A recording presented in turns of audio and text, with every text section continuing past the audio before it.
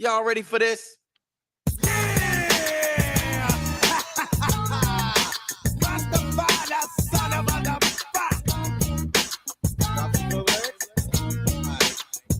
And in comes the 2 to the 3 and 4. Then I drop the beat I have in store. Lay the lyrics on the top like a rod. Make it sound smooth and later make a dub. Enunciate well so that you can tell I am not illiterate, no, not even a little bit. Nothing like an idiot. Get it? You want the record? Cool, I'm with it. Let the rhythm take you. Shake it cause it makes you. As I turn the knob to the door, you escape through. Going like a gnat, don't be a pup. And I let it play cause dress ain't funky enough. Rasta.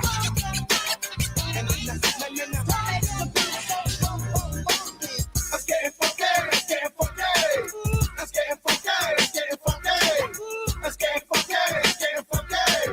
Watch the smooth lyrics that take place. If you wanna know the reason why it must be funky, yo, I am not a jackass, meaning not a donkey, so I will play the game like it should be played. Drop the funk into the mix so the bass will never fade. Ship it to the station in your jurisdiction. Others saying funk and the others think I'm bitching. No crowd can avoid the D-O to the C. When I'm P-E-O-F-O-R-M-I-N-G on the stage. See the simple fact is I am dope and known. I rock a funky beat without a chord, so and it's my conclusion. You will enjoy the fusion, and I will ascend with the style that I am using. Knowing that it's tough, and it's not a buff. I think I'll let it play, cause words ain't funky enough.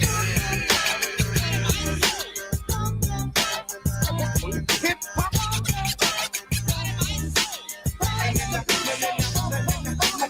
Let's get it funky, let's get it funky. Let's get it funky, let's get it funky. Let's get it funky, let's get it funky. Dread make the funky hip hop music, so check it. Listen to the kick, popping with a click, and with no rehearsals, and dropping funky verses. Stupid with the record, I think that you are relying on. You love it when it battles with the fact that I am dying on suckers. Never come close cause of knowing. There's no stopping the doc when I am going, but in the event, someone would try to juice this, stop him in his tracks, show him that I am ruthless. I don't give a damn, don't think that I am joking, cause I don't think he is funny when you're messing with my money. It's stupid, tell me this, you'll try, you gotta stop him, but with no frills, so I just stop him, continue with the rhyme, and make sure I get mine with no static, cause it's so that nothing G to get my 9, but lessons have been word, now I get it all up front and let it play, when the people say, Trey, oh, you're funky enough.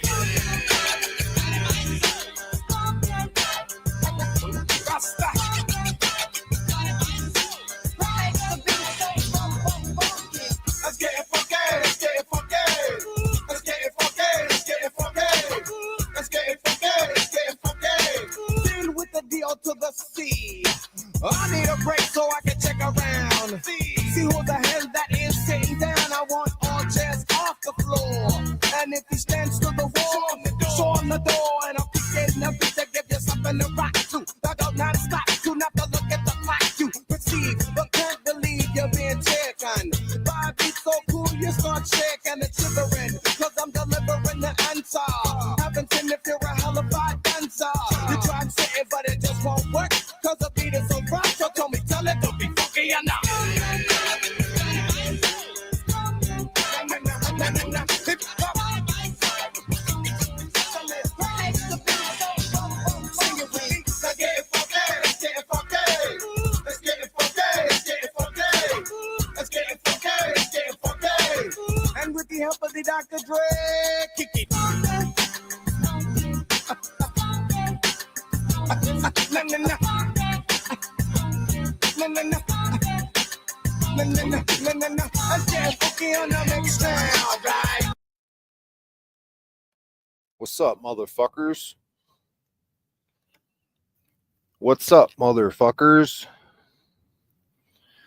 Oh, hey, what is up there, motherfuckers? Hey, fuckers.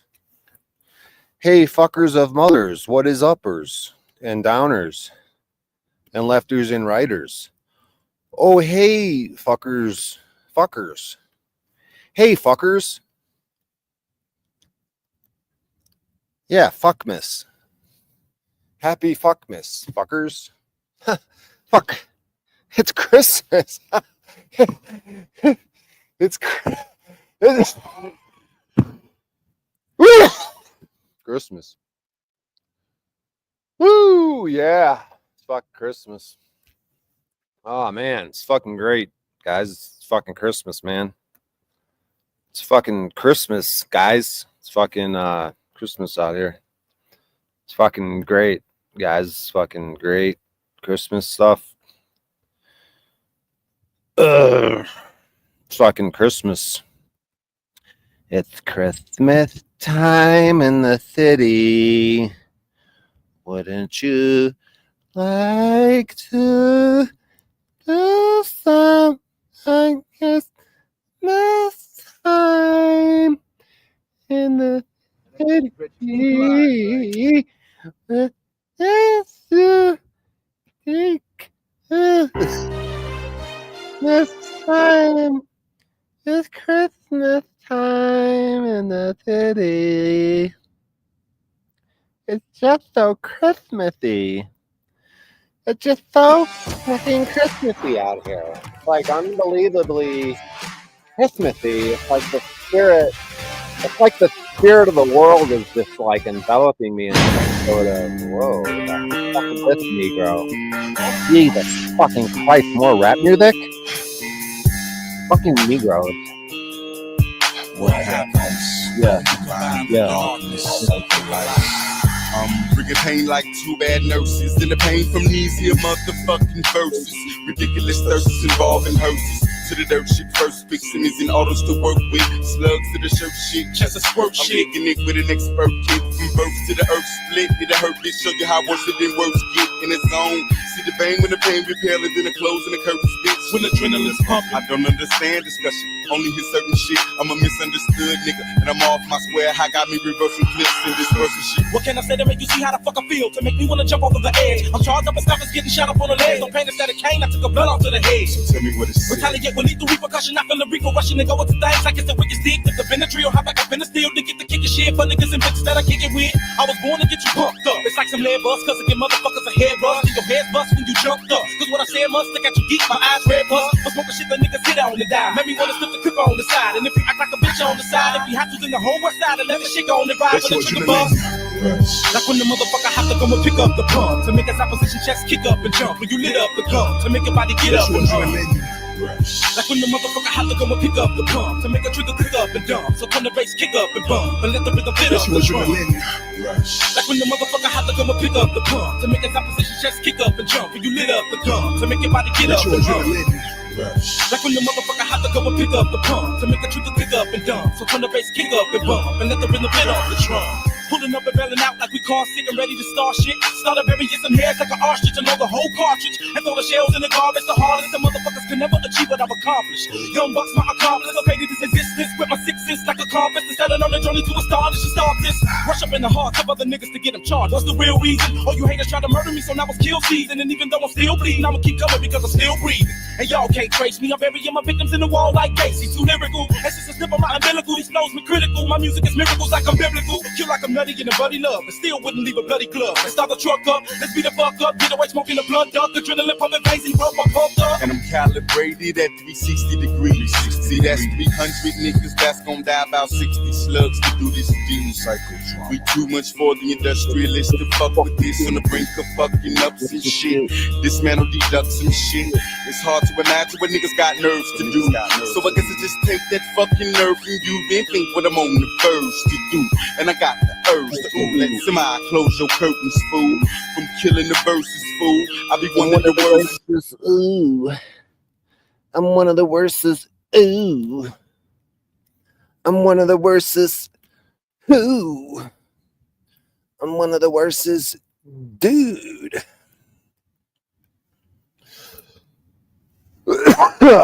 Man. Y'all fucking tweaking, boy. Y'all fucking tweaking, boy.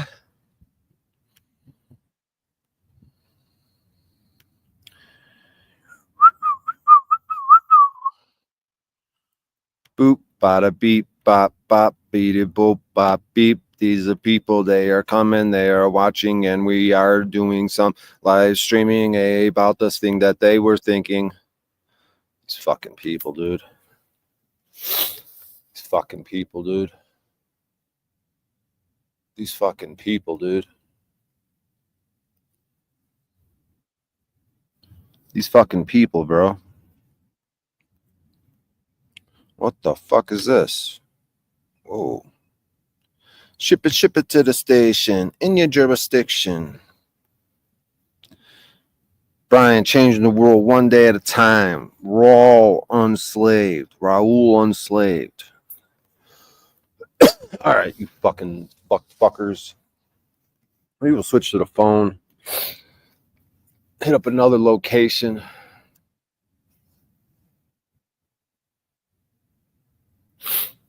Dealing with some fucking security forces earlier. Shut the fuck up. Shut your ass up. Shut your ass up. Shut your ass up. Switch to the phone. We're going to do a walk and talk. Hit up another location. I'm sick of all you motherfuckers, boy. Sick of all you motherfuckers, boy. We're going to hop on the phone and hit up another location. We're going to go to a secondary location. Do the Crocker Boys. Richard Pryor, Bill Cosby is gold. Jesus, I would like to talk to you about Jesus. Would you like to talk about Jesus? I would like to talk to you. Richard Pryor? How does Richard Pryor sound? I do cocaine butt fucking this one motherfucker. Yeah. Y'all pretty cool, man. I just signed up for new talent. Fucking shut the fuck up, man. It's Christmas, man. Hey, man, it's Christmas. And it's Christmas spirit, man. In the Christmas spirit, everybody's getting the Christmas spirit. Ain't anybody, hey, kids, come on. Oh, well, let your adrenaline rush. Let your adrenaline rush.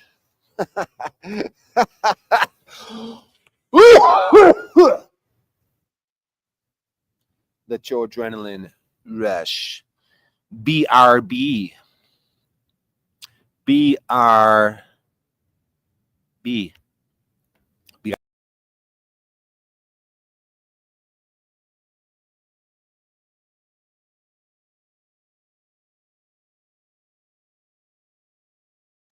Oh, whoa. Hey guys. Whoa. It's like, hey, whoa. It's like the phone's all in the.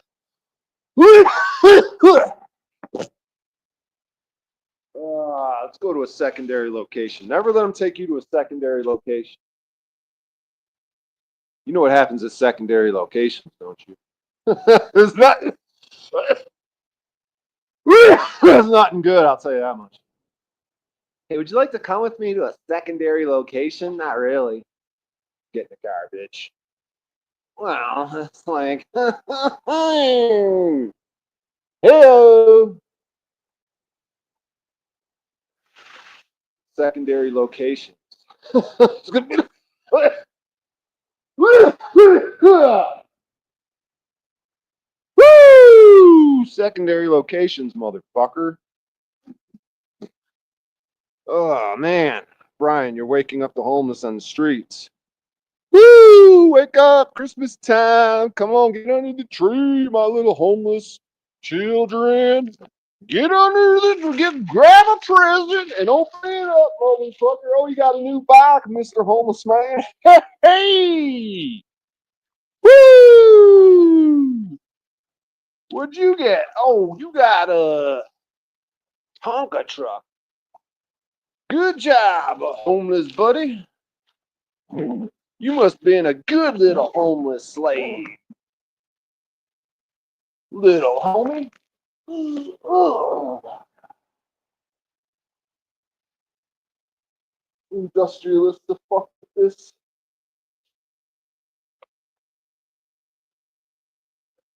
Industrialists to fuck with this.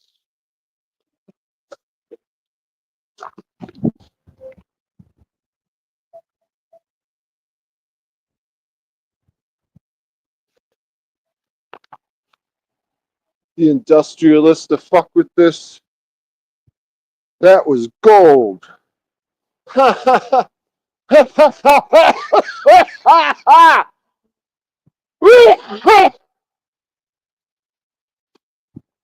The industrialists to fuck with this.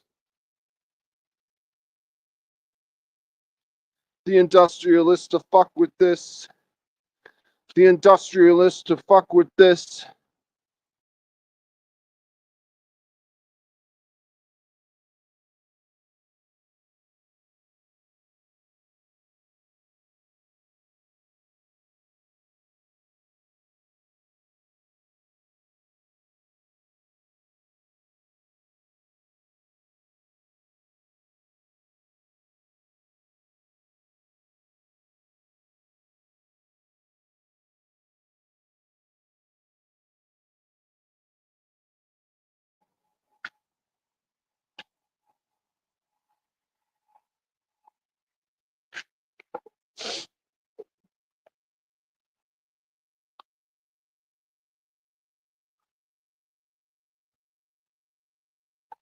The industrialists to fuck with this. Ooh.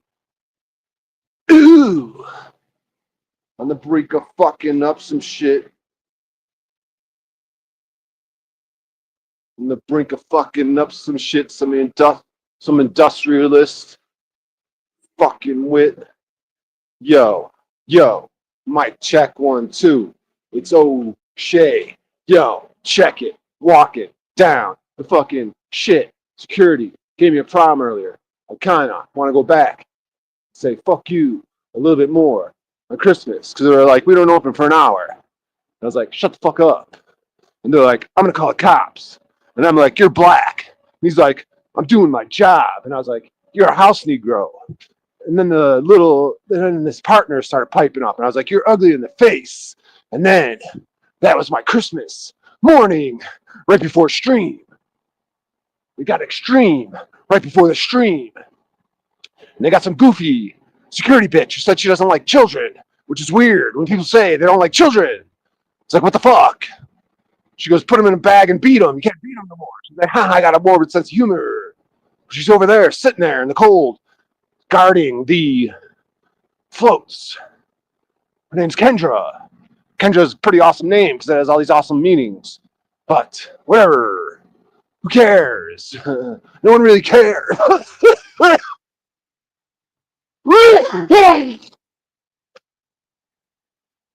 Got the security team force. Well, I got into it with. I wonder where they're at.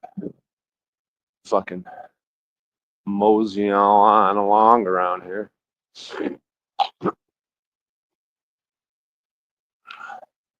Oh, hey, Kendra. Hi. Holy shit.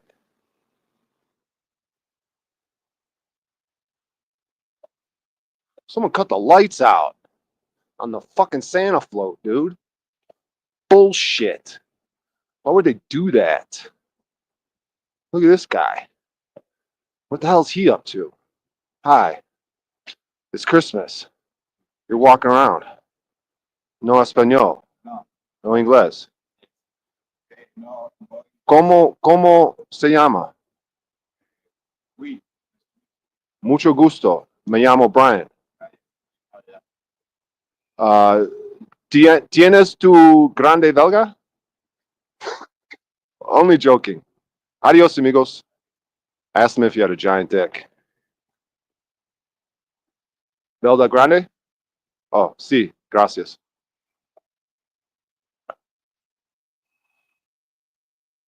Bye, Kendra.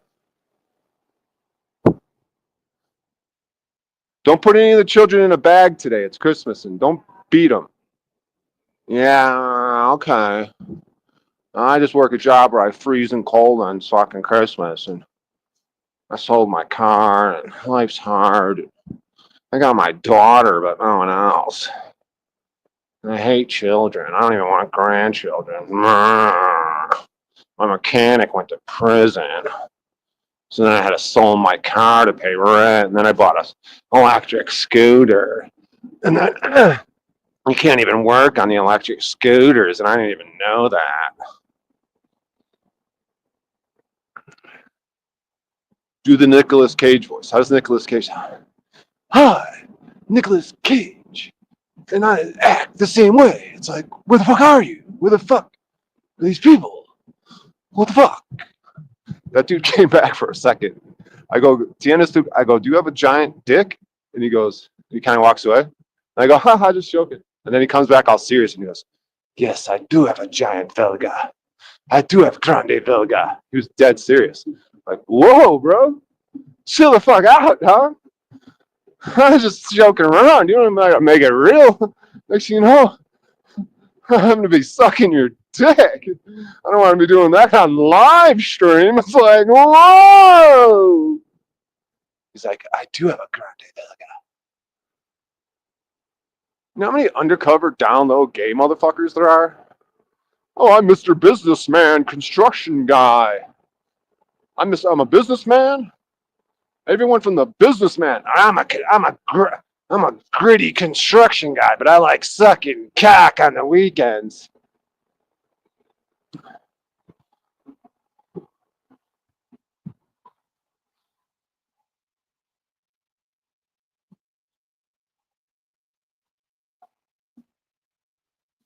The industrialists to fuck with this.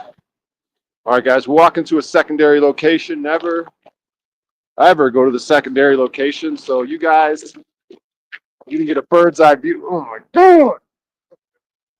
Thing on my shoulder.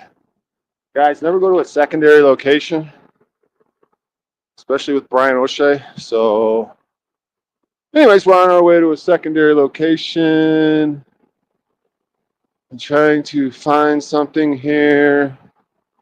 I keep walking in the wrong fucking directions from the fucking thing. But it's okay because the thing doesn't open till 6 a.m. So we got like 15 minutes. And then I'm going to walk over there. And then the building's probably going to be open, I think. That's the guy yesterday. Oh my God, I'm so fucking tired. So out of shape walking around this goddamn thing with this goddamn thing. And then we're going to go to the thing. And then it's going to be open. And I was like, oh my God, it's Christmas. And it's like, oh my God, it's open. It's okay. And I asked him yesterday, I said, you open it? Maybe 1 week. But it doesn't matter. We'll figure it out. Oh my God, this shit's so heavy. I'm carrying all this bullshit around. And it's so fucking heavy. Now we got to go back by Kendra. I keep getting lost in this fucking city. I keep getting turned around and going in the wrong directions. God damn. This is fucking bullshit. Everyone's so reliant on GPS. No one knows what fucking direction. Oh God, I wonder if this guy's a giant Belga.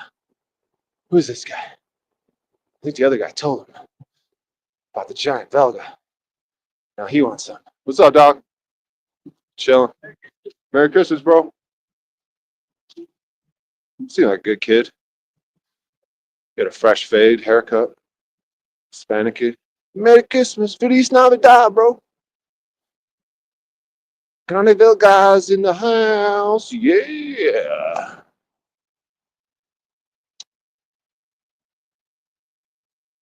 Yurt. That work it, work it, in a book with work it. Oh my God. It's so magical. It's like a magical wonderland. Oh my God. Santa Claus magical wonderland. Is this the North Pole? Oh my God, it's so awesome.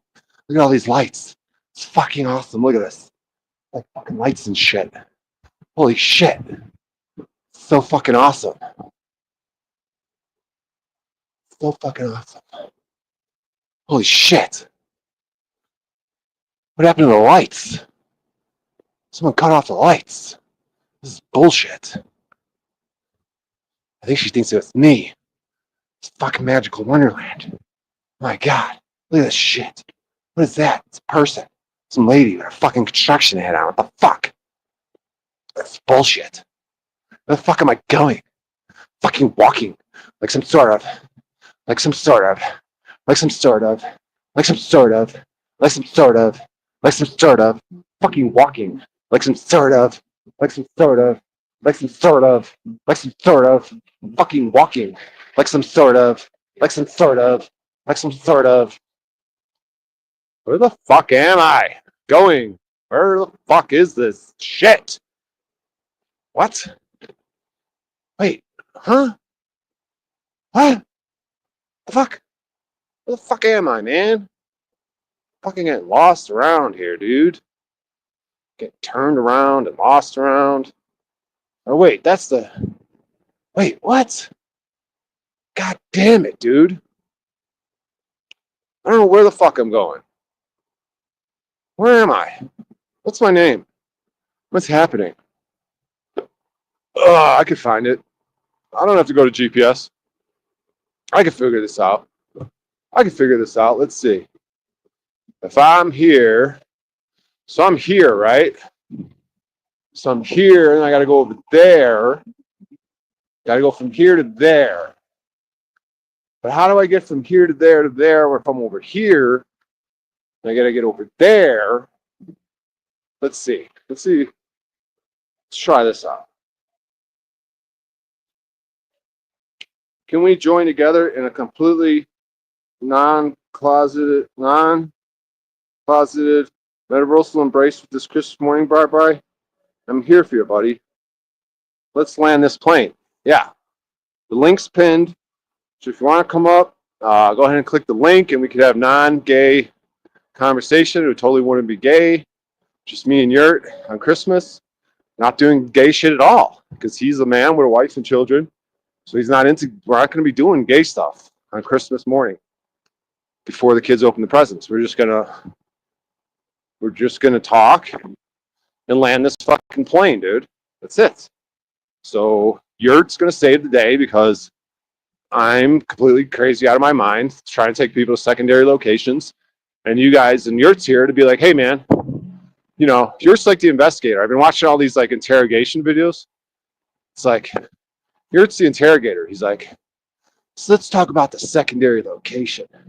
Now on your stream, you talk about taking people to secondary locations. What's that all about? What do you know about taking people to secondary locations? Secondary.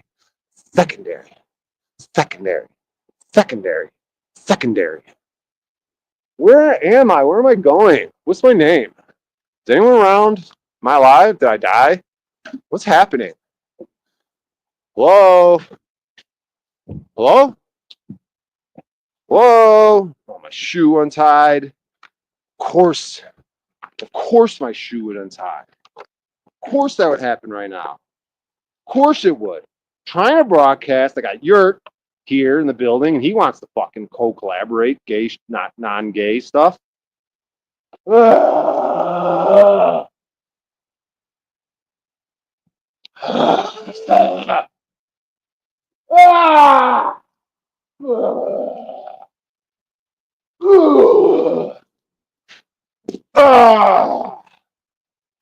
Oh man! Whoa! Oh!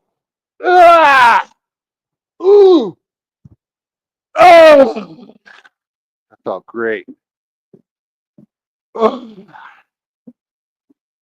Here's the deal. It might look gay, but it's not. Okay, William B. Jack. William B. Jack, get the fuck up here. Hit the link, William B. Jack. You know I'm a fucking crazy kid. Let's tell the story, William B. Jack. Let's tell our life stories. Let's do it. Let's go, William B. Jack. Got a lot of respect for William B. Jack. You know, I didn't talk to the kid for a while. You know, people were kind of like clowning on him. But you know what? After an hour-long conversation with him yesterday, I got mad respect for William B. Jack.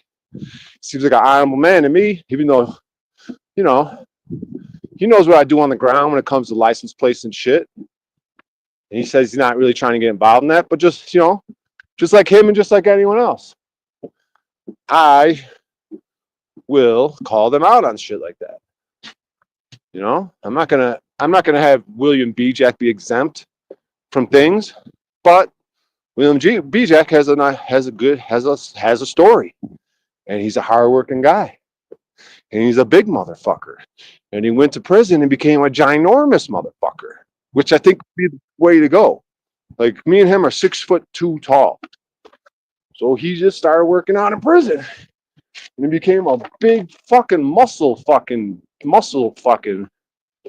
man. Like, no one's fucking with William B. Jack. Why would someone fuck with William B. Jack? I wouldn't want to fuck with William B. Jack. William be jacking off. You hear that, William? Billy B. Jack? William be jacking off. All right, someone's here. It's William B. Jack. Hey, William B. Jack. Good morning. You're too calm, dude. You're a good balance. You might be a good co-host. I got the crazy manic insanity, and you got the level-headed, calm, cool nature. I'm trying to figure out how to fucking get this back feedback, and then I can't. Trying to figure out how to what? Stop the feedback. I'm getting too much feedback right now. Hold on. You got some headphones? I mean, I'm not hearing feedback. I don't know if the audience is. I'm lagging. You're lagging. You're fucking William B. Jack, dude. William B. Jack in the motherfucking house, dude. See, people could try to talk shit about William B. Jack. Even me. I felt some type of way about William B. Jack. But then I talked to him yesterday, and now I have a different opinion of William B. Jack, otherwise known as Billy B. Jack. Look at him. He looks like all perception.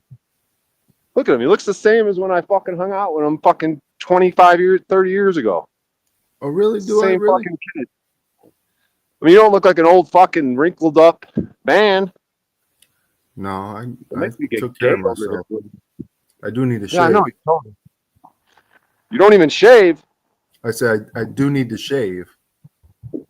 Do need to shave. Get the hell out of here with your little fucking pimp mustache over there.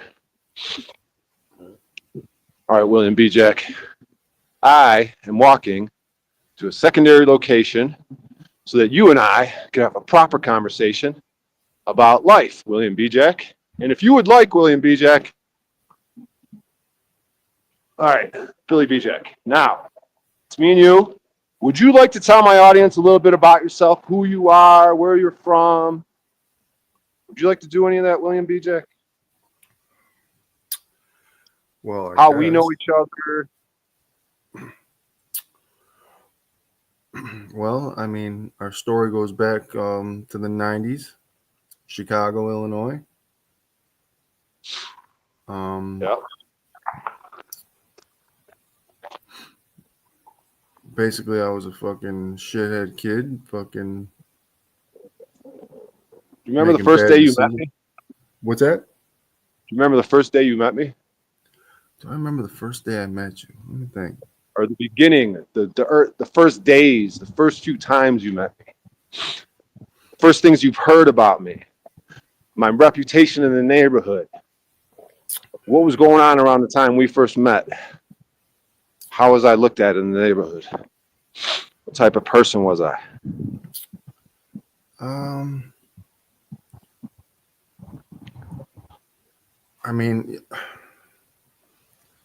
I say you were. Come on. You were older than me, so you're in like a different group than me. But as you know, obviously we both were in a gang, so like but while we're in the same game, we kind of ran with different people, but for a little bit, and then we started hanging with each other a little bit more. But I mean, I don't know, you were a fucking shithead just like me, I guess. I mean, right. I wouldn't say, I didn't think I didn't think of you as a killer, but I didn't think of you as a punk either. You know what I'm saying? Like, was I funny? Was I a good guy? A bad guy? I thought weird guy? I thought you were kind of funny. You had a few zingers here and there. and I did enjoy your presence. But yeah, it was a different time too. I think I was in a dark place in my mind and trying to really find myself. Yeah. Yeah, we're gonna get into it. I'm at the secondary location. It's 5:59. They open at 6. We're gonna get into it, Billy B. Jack. We're gonna break it all down for the audience. And Special K, there's this chick called Special K, dude. She's gonna want to hear this shit. Oh, I remember the drug Special K. That was a good one. What was it? Ketamine? How has your drug experiences been over the years? Mostly weed. I did all the major drug shit. Probably when we were hanging around, but ever since then, it's just alcohol. Weed has been a major thing. The crazy thing is, while I was in prison, my mother sent me a sheet of acid, and I did 3 trips in there because I through that sheet I was passing out the acid to a lot of people, but I did 3 major trips in there, and man, they were like just life-changing trips. Yeah, I'm gonna go into the secondary location.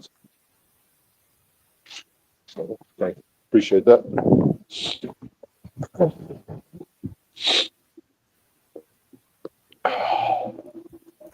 Yeah, we're gonna have a little workplace to work in a little bit. I had this building all to ourselves, Billy B. Jack. I'm dropping my location. People want to fucking hunt me down. This live streaming shit. You know what I mean, Billy B. Jack? All right, we're laptop out. You're breaking up. So bear with me, bro. Okay. DJ.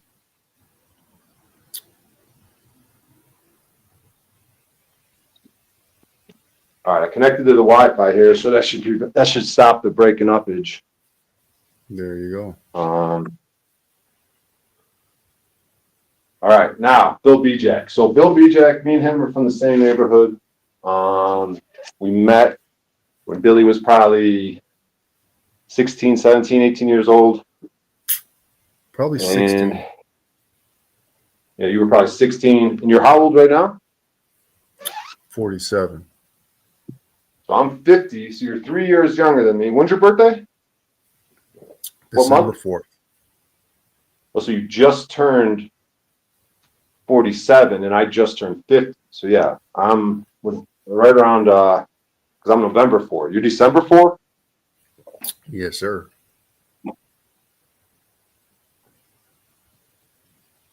Years older than. So let's see. So I was like 21 when you were 18. So if you were 16, I was like 19. Yeah, I think my perception of you was like you were like a loser. Yeah, too old to be hanging around the neighborhood. Fuck you, Billy B. Jack. Well, I'm just saying. No, I'm just playing. No, I know. It was the hard hitting truth, dude. Yeah, it's like that older guys kind of hanging around with the younger guys, smoking all their weed, crashing out on their couch, eating their food. You know how it goes, Billy B. Jack. So, I got the laptop out. Give me 1 second. Fucking Billy B. Jack, man. He's coming with the hard hitting fucking answers, dude. He's not pulling no punches. Billy B. Jack's not here to sugarcoat shit. He's here to keep it fucking real, dude. Well, as it should be. I'm trying to stay on track. I'm kind of breaking my routine here. By fucking with me? No, not fucking with you. I work. How you breaking your routine? I like to work out in the morning. Yeah, I know. You fucking did all these fucking pull-ups. Yeah, man. Because I don't think Soap On really. That's how I would think all of us should have did it. Was just worked out. I mean, all of us, like all the guys that were locked up like that. Like, I'm surprised that everyone didn't get all yoked out like you did. You know what I mean? I'm switching to the laptop. Give me one. I'll be right back in 30 seconds.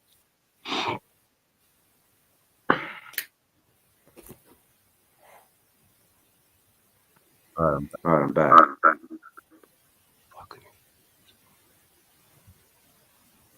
All right, Bill B. Jack in the building.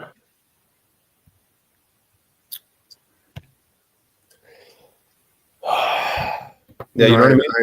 I had one major dream when I got out of prison was to go to a Suicidal Tendencies concert, and I accomplished that. And I'm ready to die. So yeah, Suicidal Tendencies. What was their hit song again? Institutionalized. How's it go? Sing a little bit.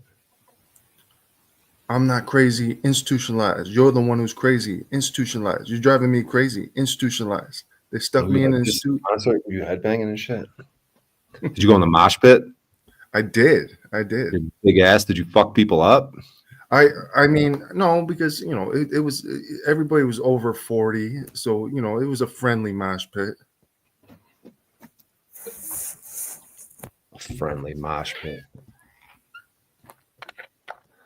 Just no one wanted to fuck with your big ass. I'm not as big no more right now. Gotcha. I mean, I'm still kind of big, but I'm 240, but I'm not like. Gotcha. All right, Bill B. Jack. So I don't know. The audience knows about that that court case, all that shit that went down. They know about it with me. Sometimes this drug addict from the neighborhood named Special K comes around. And I think she was married to, or her brother is married to like Wayne's sister. And so she likes to come in here and talk shit. Like, you ratted on the neighborhood and you're a scumbag and this and this. And she's like a drug addicted heroin scumbag bitch. But I think a lot of people can't accept the fact of people's mindset changes over the years, and the fact of somebody as a kid being manipulated by people in authority. Like I don't think a lot of people get that. Like how intelligent or strong is some. Yeah, most people are retarded. They'll like even look at Morphin, Ed Morphin, dude. He still thinks he did it. Like people are so retarded. Yeah. But the thing of it is, it's like we're not victims, or we're not gonna have a victim mentality. Like, I mean, we could say we were victims in that, but everyone knows right from wrong, dude. And you and I made mistakes, but we owned up to them. Okay, I owned up to my mistake a couple years after. Some other people, it took them longer, but still, we owned up to our mistakes, and that's it. That's the thing. It's like, and if you're a changed person, like what's going on in your life today? What do you know what I mean? Absolutely. Yeah, 100%. Like I totally fucked up. I totally made some fucking real stupid ass moves. But I'm a firm believer that at any moment you can change yourself anew. You don't have to be held down by your fucking past forever. I mean, that's just stupid. Why am I going to be labeled a snitch or labeled, whatever, a murderer forever? I mean, there's got to be a point where you could break off from that, or like it doesn't make any sense. Is that am I just doomed for the rest of my life to be what other people label me as? I don't fucking, but I don't even care. I'm in a place right now where in my life where like none of that shit matters at all. I'm just living in the present moment. Yep. So Billy is a convicted murderer. I don't think you mind me saying that, right? I mean, that is 90 saying that. Why no. I would mean, but 90? yeah, right. I'm just telling the audience, like, because Yeah, no. if we get into the story, yeah, he has a conviction. Let me be upfront and don't hold back on anything. I don't have any like you could be as real as possible. Like I'm like an open book. I don't. Yeah, it's kind of how I roll too. Yeah, it's interesting because I did like in the neighborhood, like Billy and our little crew. Billy would have been like a newcomer. Like even this guy Donnie McGee, Donnie McGee. Yeah. He's like, I knew it was gonna all go. It all went downhill when you guys let Billy get involved. That's what fucked up the whole situation. Like it wouldn't have fell apart. Like it's all your fault, Billy, right? Like if we wouldn't have let you hang around with us, it would have worked out great for everyone, right?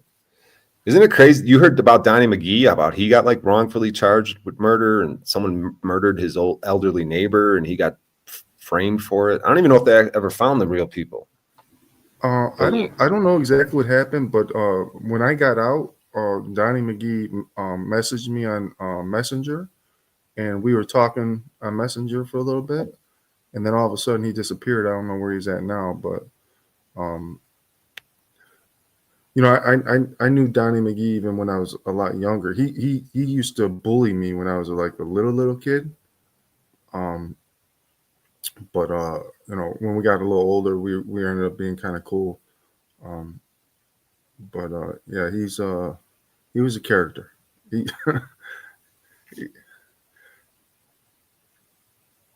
Yeah, I knew that kid since I was like in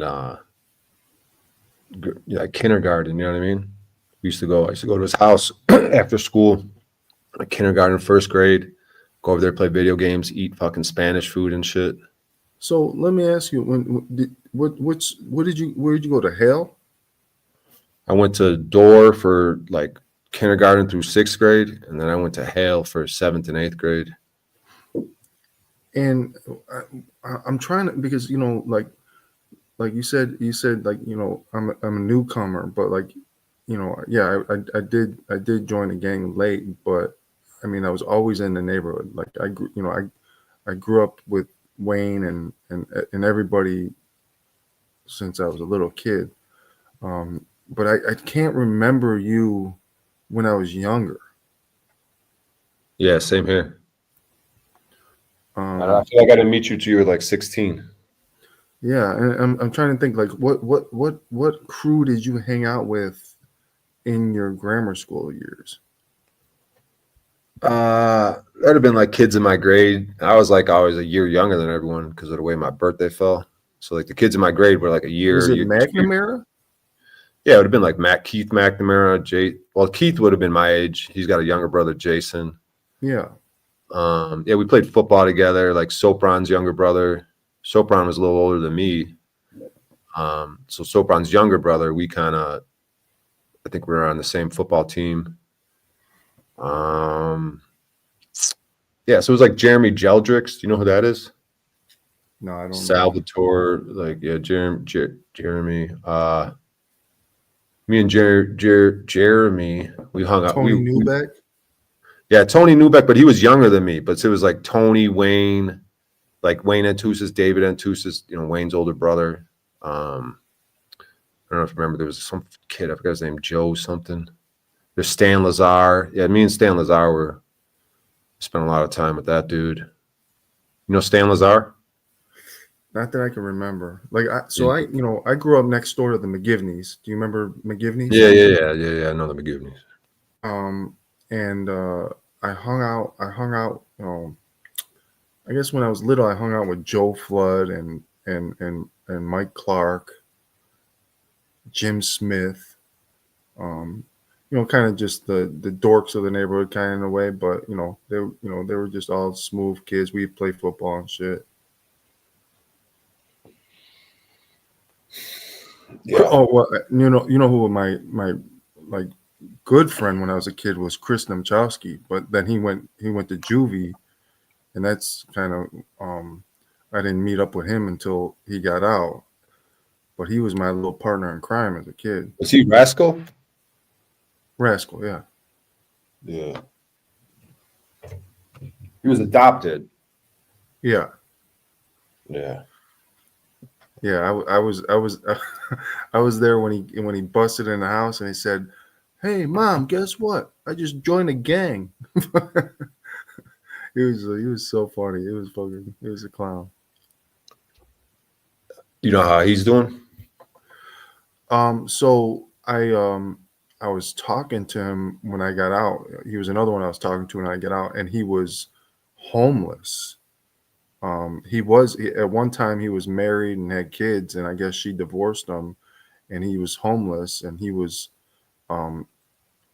like he was in this he was trying to figure out what he was going to do with his life and all that, and then all of a sudden he just disappeared off of Facebook and everything. I have no idea what happened. Like his number was lost because we were talking like every other day, and he just disappeared. I have no idea where he went. Yeah. No, this isn't Special Case brother. This is Billy from the neighborhood. He so when all that shit went down, so when that shit went down with the murder, like Billy wasn't the trigger man, but Billy was on scene.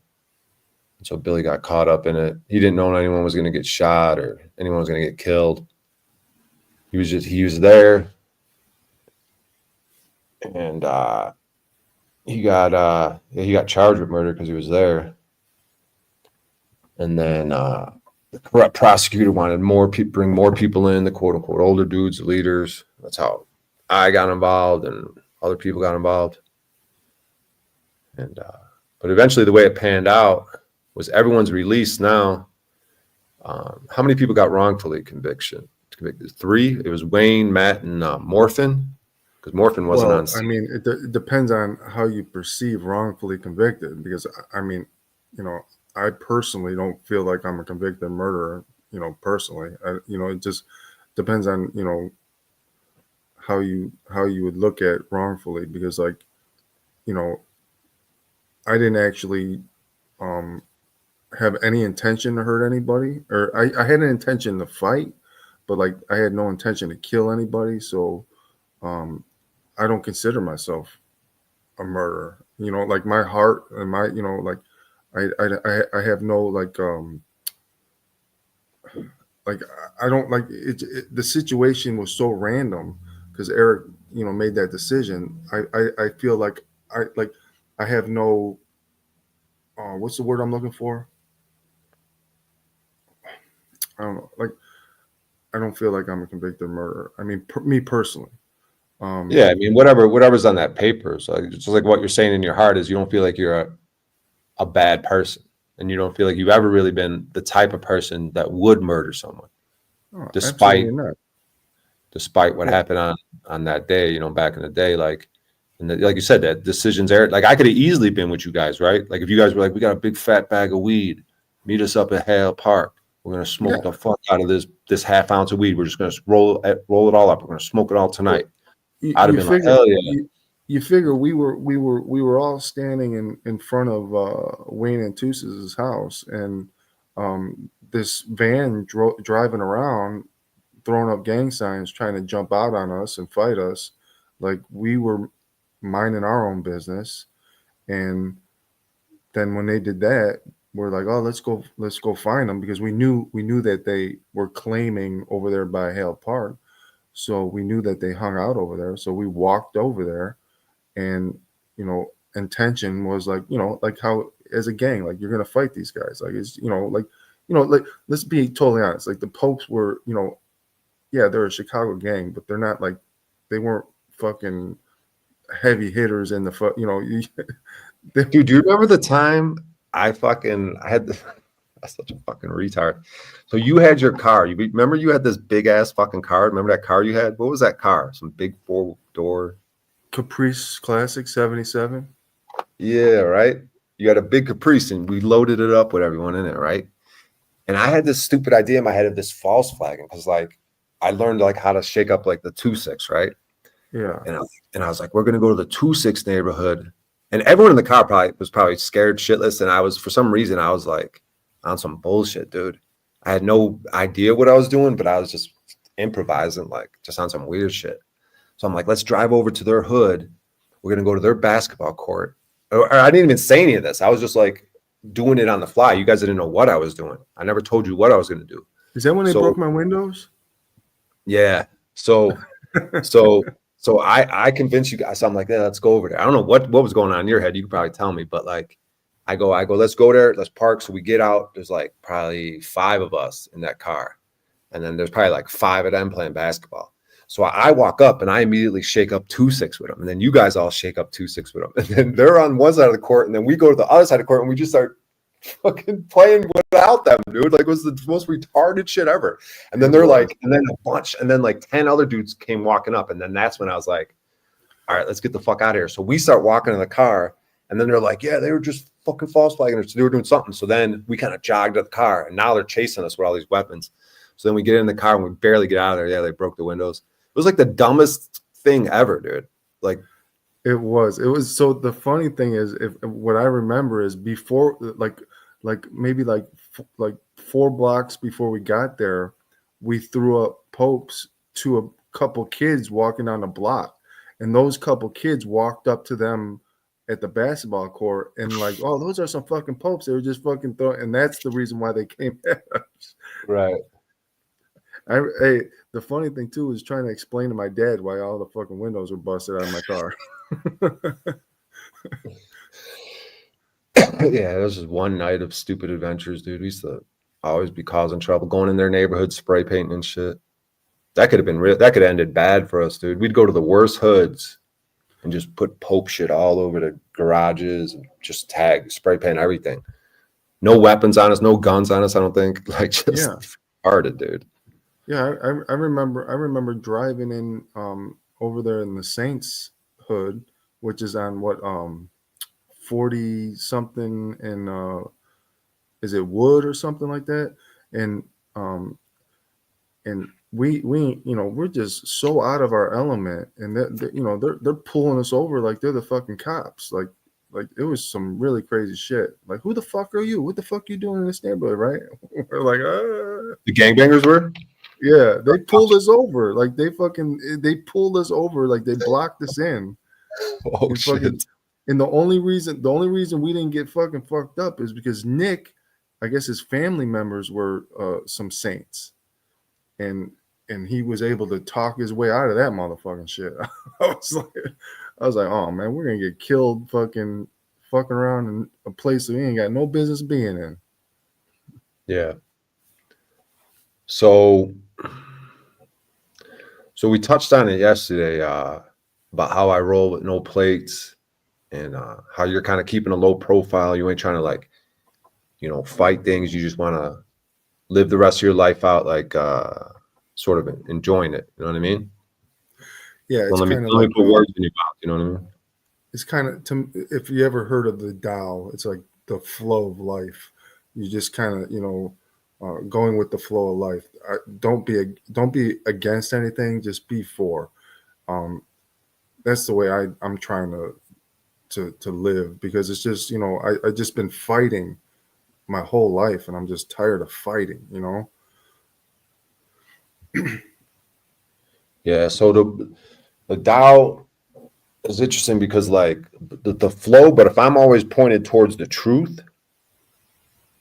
Like, if you're in this day and age, if you're a person whose like compass is always like pointed towards the truth, and like that's basically how you live, like you live in truth at all times, like uncomfortable truth, ugly truth, like it's just the truth. Like you just focus on the truth. What's the true from the false? You know what I mean? True versus the false. So when you I'm a firm believer that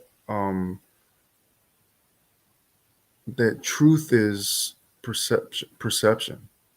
Your truth is different than my truth, and that person's truth is different than other truth.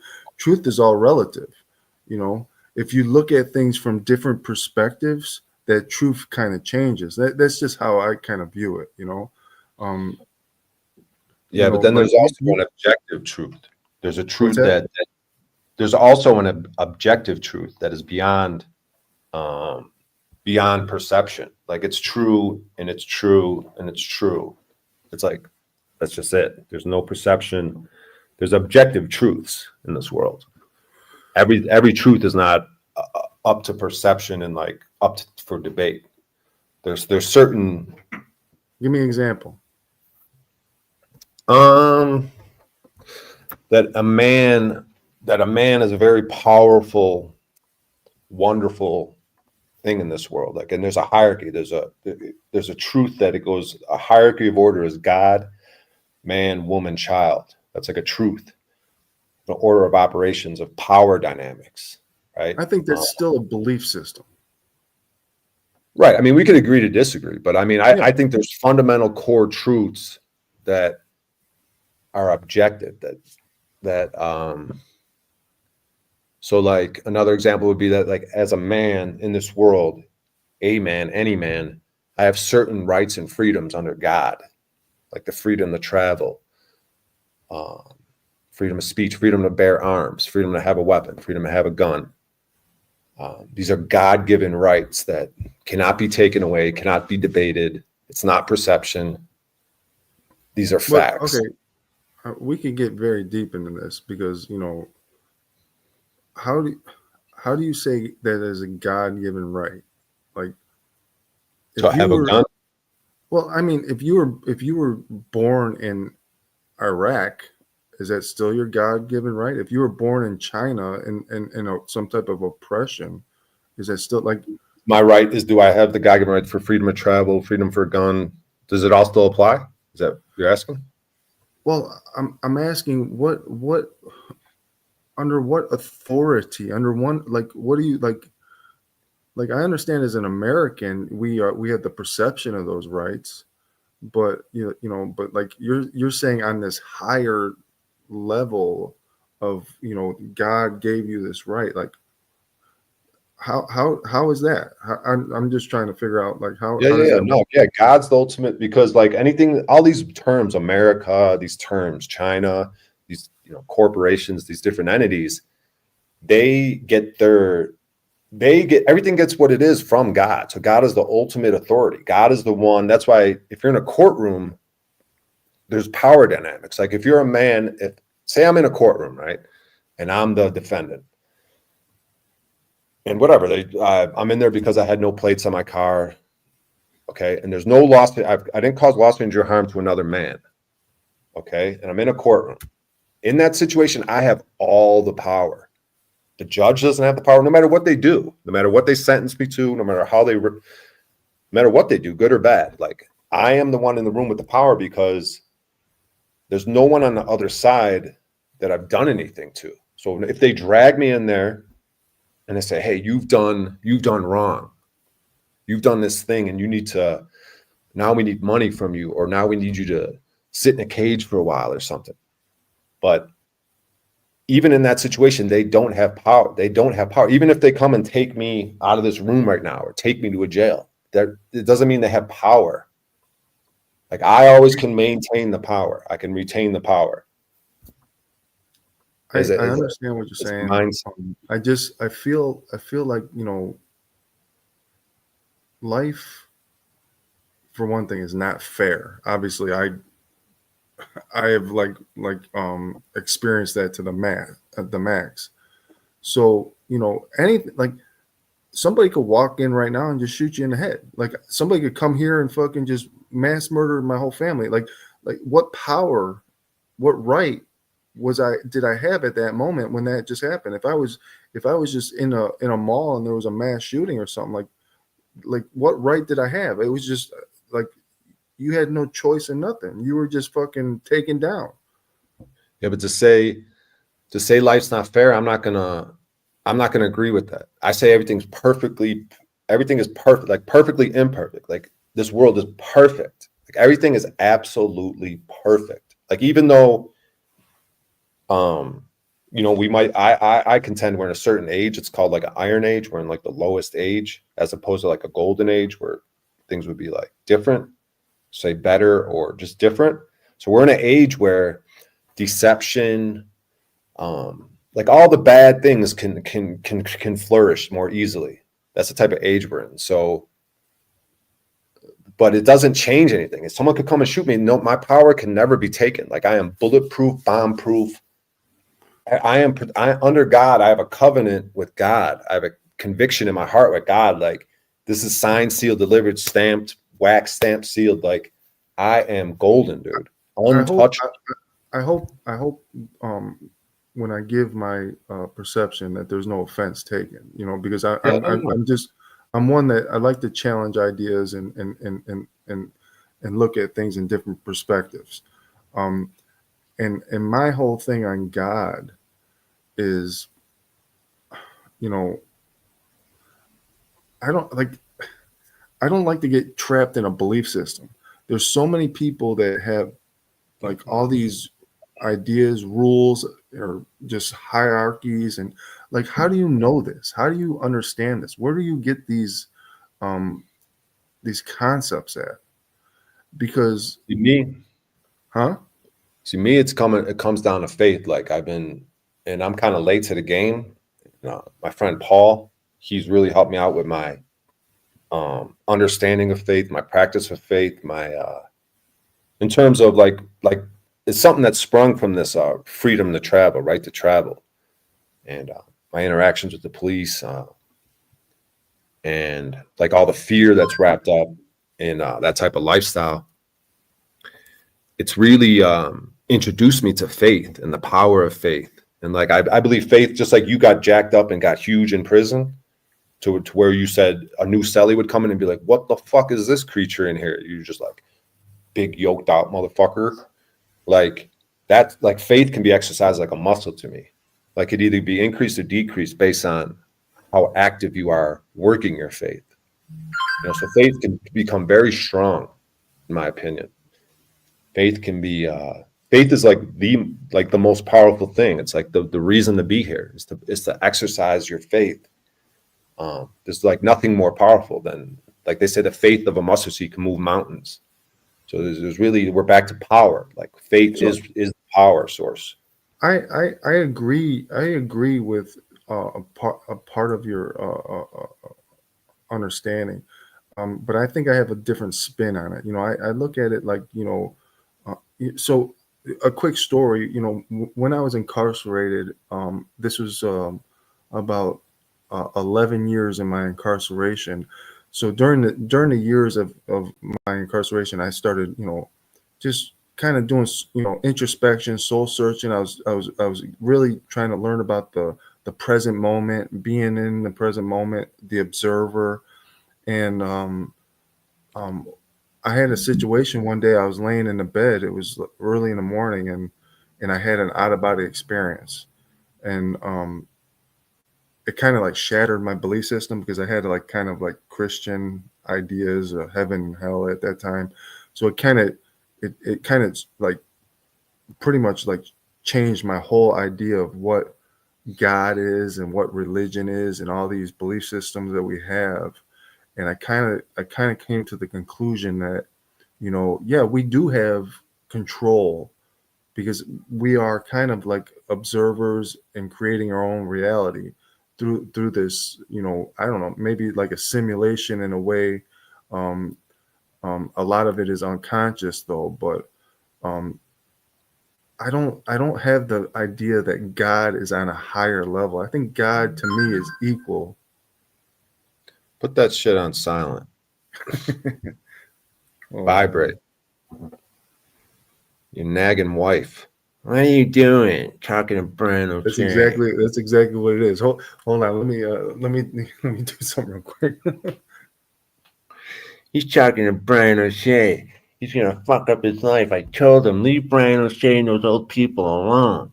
Let's just move on with our life. It's Christmas. Gotta open these fucking gifts, Billy. Get your ass down here and make some hot cocoa with me. Son of a bitch.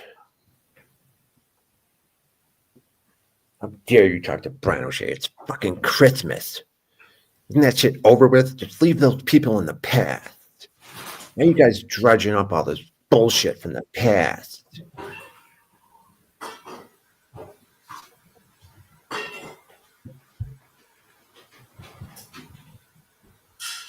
Oh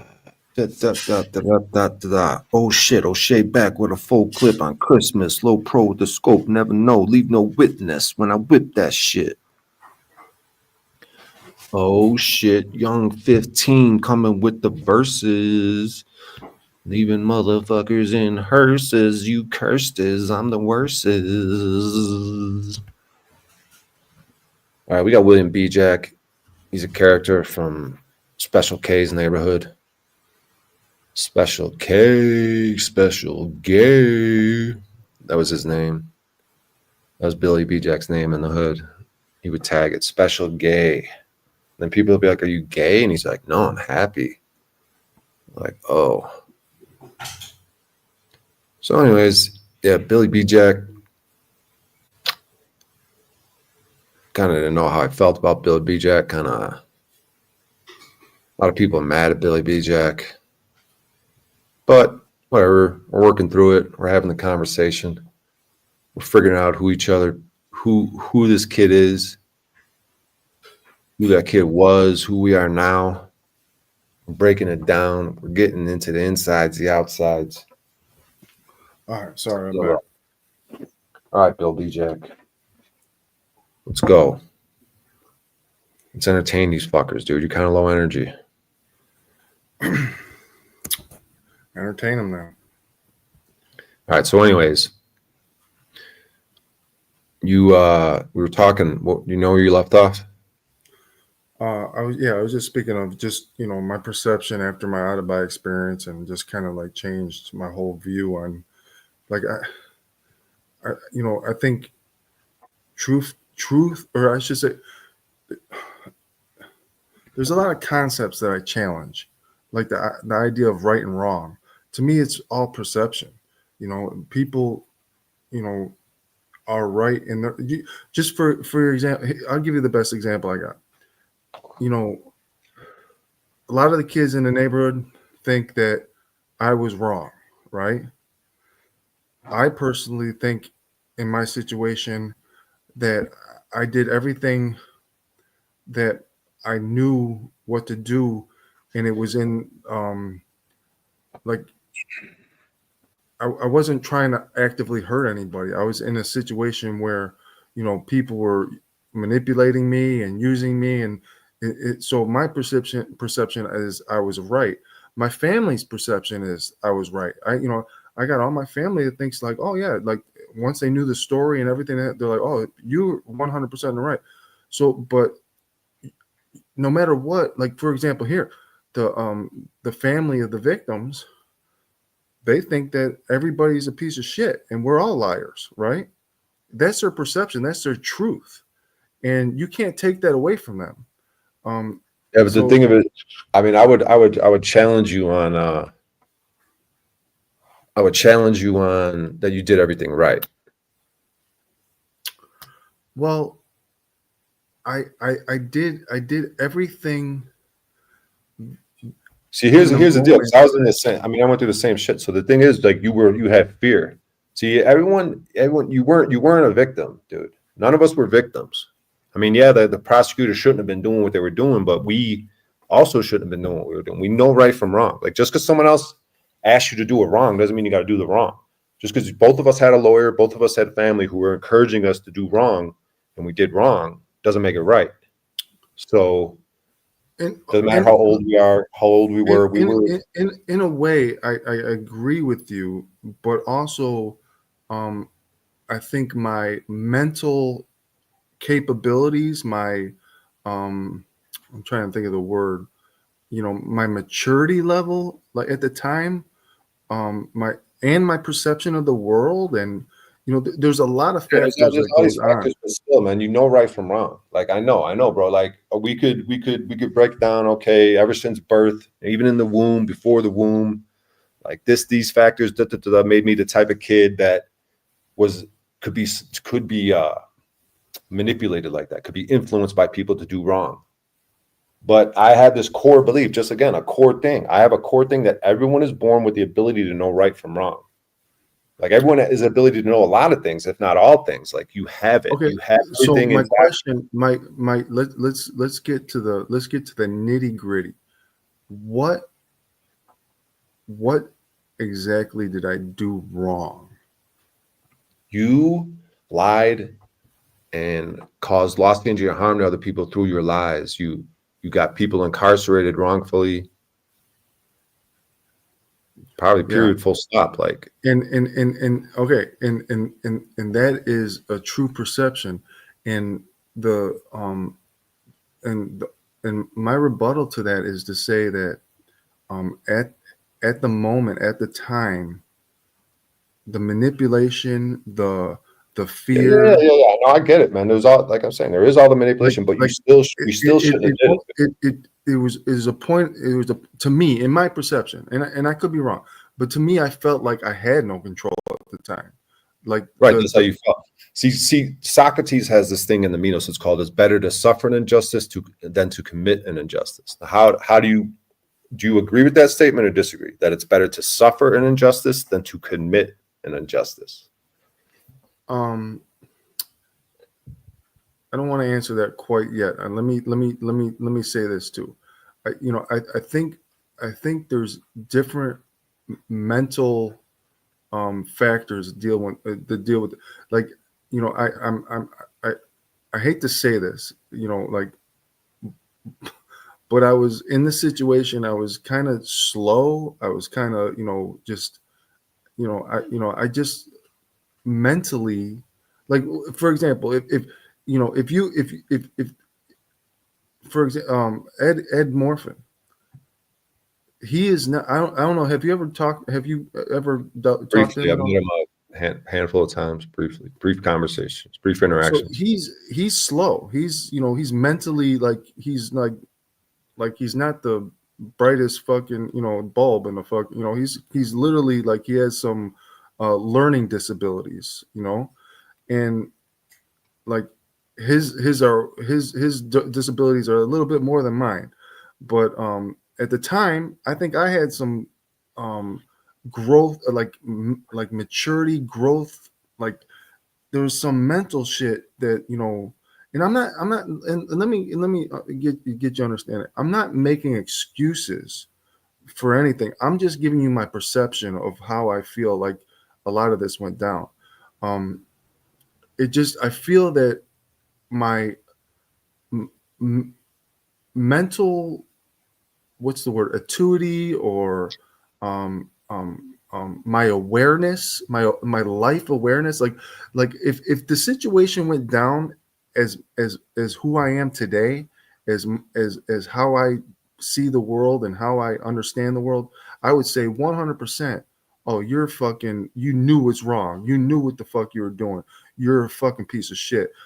But I feel in that position of who I was so unaware. I was so lost. I had so much going on in here that I didn't even understand. I didn't know who I was. I didn't know what was going on. I had in that situation, I didn't fear in that moment. I didn't fear prison more than I feared my father.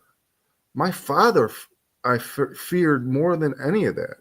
So like I had a lot of other shit going on in my mind that led me to this path. And while I'm going through all the shit in my mind, you have people in authority that are fucking 50, 45, 60 years old that are literally trying to fucking push me in this direction. Do this, do that, do this, and in a way, I'm just kind of like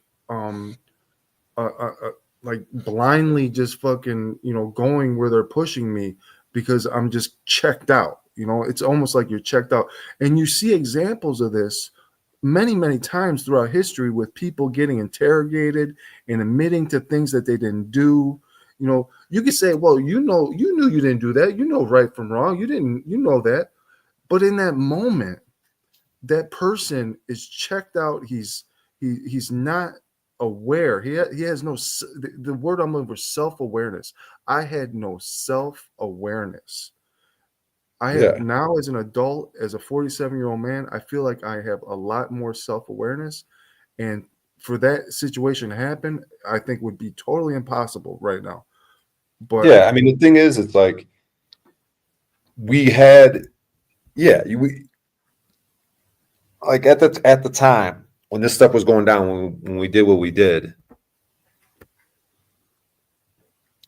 yeah, there was many factors that contributed to it. And yes, admorphin is slow, and he could be more susceptible to manipulation. But at the end of the day, right's right and wrong's wrong, and I'm just gonna stand on it, dude. It's not, it's like, you were what, 18 at the time, I was 21, and based on your intelligence level now, it's just, the thing was, we were making decisions on fear, whether it was fear of the father, fear of the prison, rather than doing the right thing. We allowed fear. See, it's fear over faith. We weren't in a faithful position at the time. We didn't have faith in our lives. We had no muscle. So you could say the muscle was there for faith, but it was completely atrophied. It was like it was like you couldn't pick it. You couldn't do anything with it. It was useless. But now I 100% agree with you that it was all based on fear. That is absolutely true. It was based on fear. But I'm just saying the self-awareness wasn't there. The self-awareness.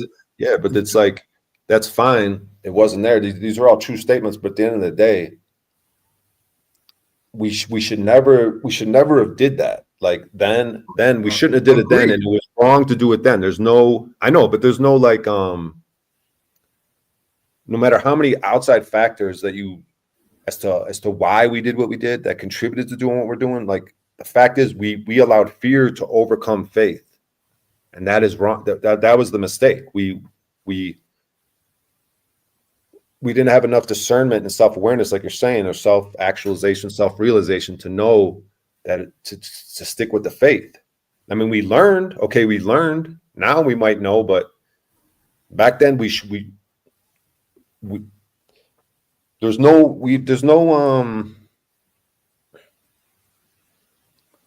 getting around it. Like there's no like it's okay. It's not okay. It's not okay what we did. I'm not in any way saying it's okay. Right. It's no, don't get me wrong. I'm not saying like, I'm just saying that, it's multi-layered. It's not, if anybody's perception is that I'm sitting in fucking jail and I'm like, you know what? I know a way out of this fucking place. I'm going to say he did it and he did it and he did it, and I'm going to get out of here. Like, if that's where the thing my mind was at, like, that's fucking insane. Like, it was a situation where I didn't know where I was. I didn't know what was going on. I'm just listening to people that's in authority, and I'm fucking scared, and I'm fucking like, man, I'm facing the death penalty, and shit's happening, and shit's unfolding, and next thing you know, I'm fucking knee deep in shit, and I'm fucking fucked, and I didn't know how to get out of it. It's so complex. It's not like, just looking back at it, it's for me, it was so complex. There's so many factors into it. But we could simplify it though, because we gotta bring that experience into this life. So I mean, just keep it simple. Like, we were bitch ass motherfuckers. We were practicing fear over faith. Like, it's just very simple. We were bitch ass motherfuckers, dude. We were weak men. We weren't men. We were like children, even though despite our age, we were weak, dude. We didn't have faith. We were weak, bitch ass motherfuckers. And well, yeah, you could use that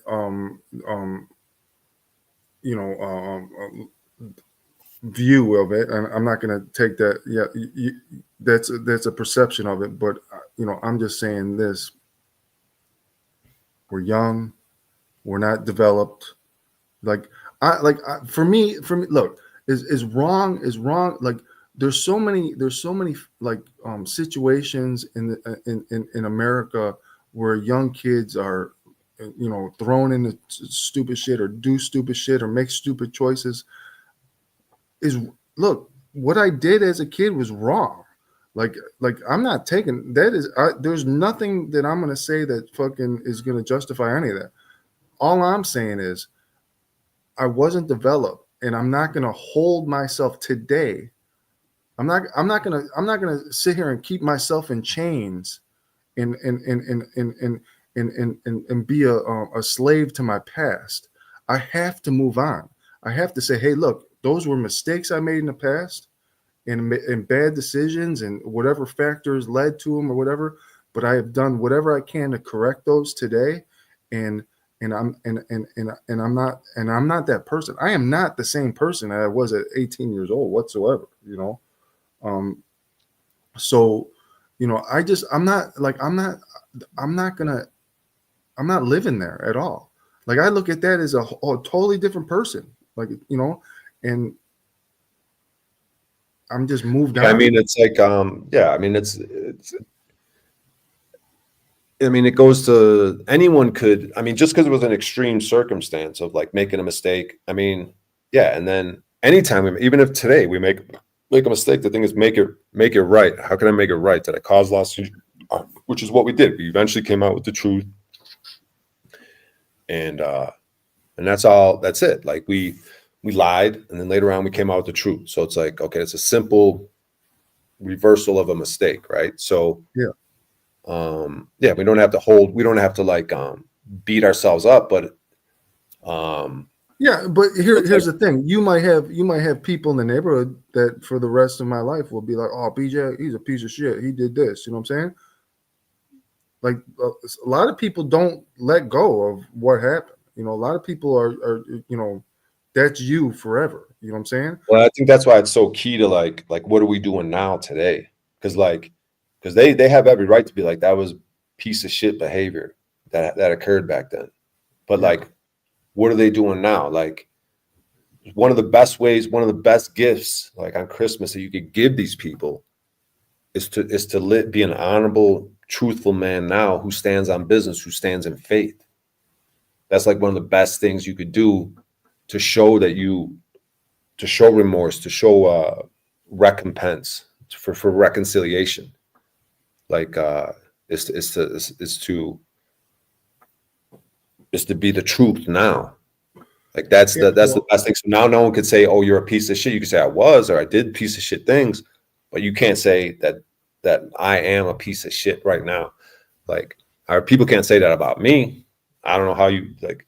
I don't think you feel like people could say that about you the way you're living now. But well, I'll tell you that it started in prison. Like I'd say, like my biggest change, like I said, was about 11 years in. Like I just kind of like everything changed about me, and the people, the bonds and the friendships that I made in prison, that I continue to this day. You know, I got like my Facebook I got like 300 fucking ex-prisoners on my Facebook, and we have, you know, created great bonds over the years, and people like, like I was well loved and I had great relationships in prison.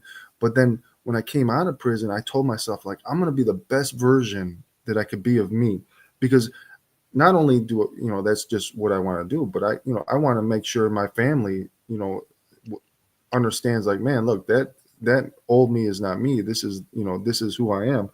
So I came out and I developed relationships with my sisters, my brother.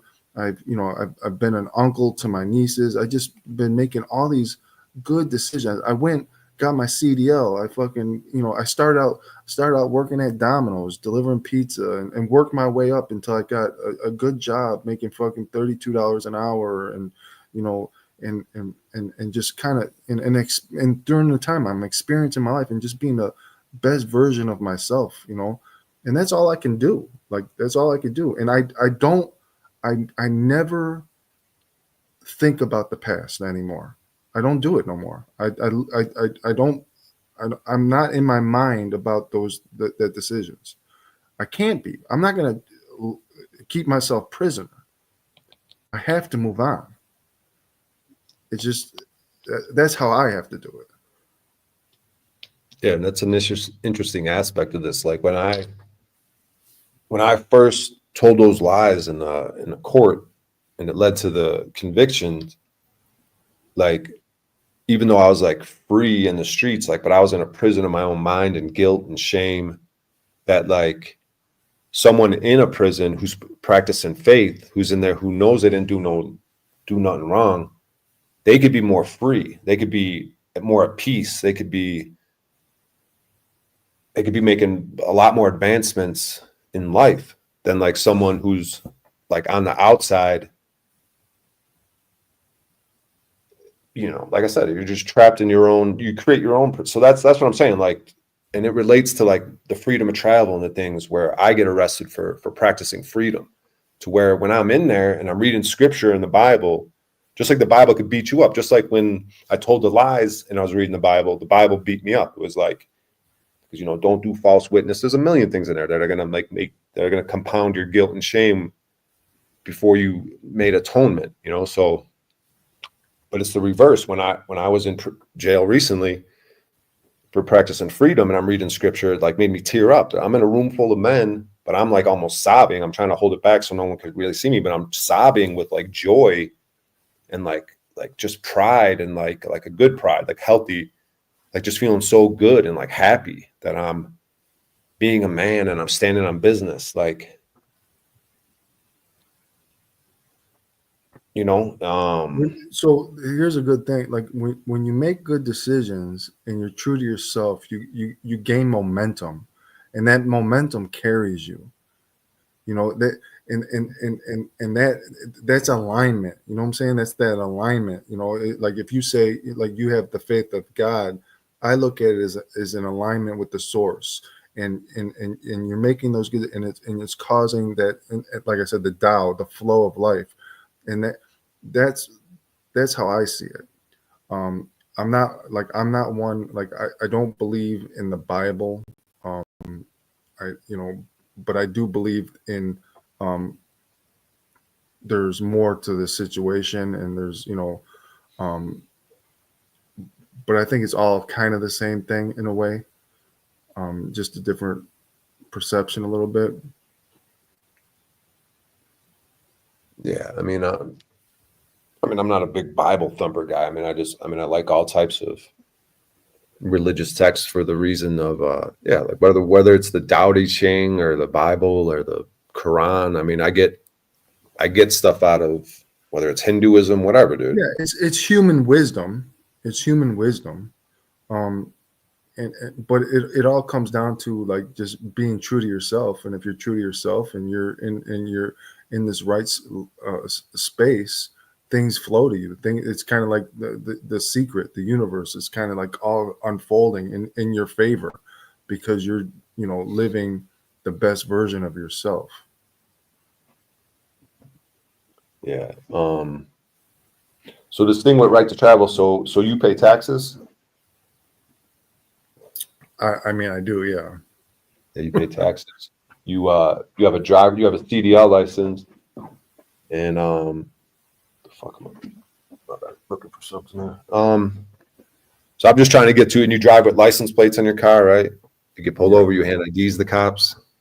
Even if you're off the clock, even if you're just going to get bread, like say you went to go get some bread right now, you hop in your car. There'd be license plates on that car, and if you got pulled over, you would hand an ID to a cop, right? Yeah. So yeah, these are areas where I would like challenge and have like pushback and like have questions like why would you like what, like they say, what makes you think, like I asked the cops, what makes you think I need a driver's license? Like, you know what I mean? Or what makes you think you need those things? Like to have a plate on your car, like to hand an ID to a cop if you get pulled over. Well, like I will say this. I may not agree with all the laws, and I may not agree on how our society functions. But I'm not in a state of mind where I feel like I want to challenge everything. It's just not my fight right now, you know. It just, I have a good friend that I was locked up with, and he does the same thing. And he drove all the way from Chicago to come see me a couple months ago, and he ended up because we got these weed shows here, so he ended up buying a pound of weed and some shrooms, and he was driving back. And when he drove back, he was going through um, Utah, and he was speeding. He got pulled over, and the cop let him go. He has expired plates. He has no license. He's doing all that. He says, I'm a traveler. So the cop let him go. And then he went another 2 miles, and another cop pulled him over. And the other cop searched the vehicle, found the pound of weed, found the shrooms, arrested him. He had his son in the car with his girlfriend, arrested him, put him in jail. His son and his girlfriend stayed the night in that little small town. And then the next morning they let him out, and they dropped all charges. And I was kind of blown away by it. Like, what the fuck? How in the world did that happen? But I mean, so I don't know, like, all the I never studied the whole traveler sovereign citizen thing. You know what I'm saying? I can't really say. For me, it's not my fight right now. Yeah, so they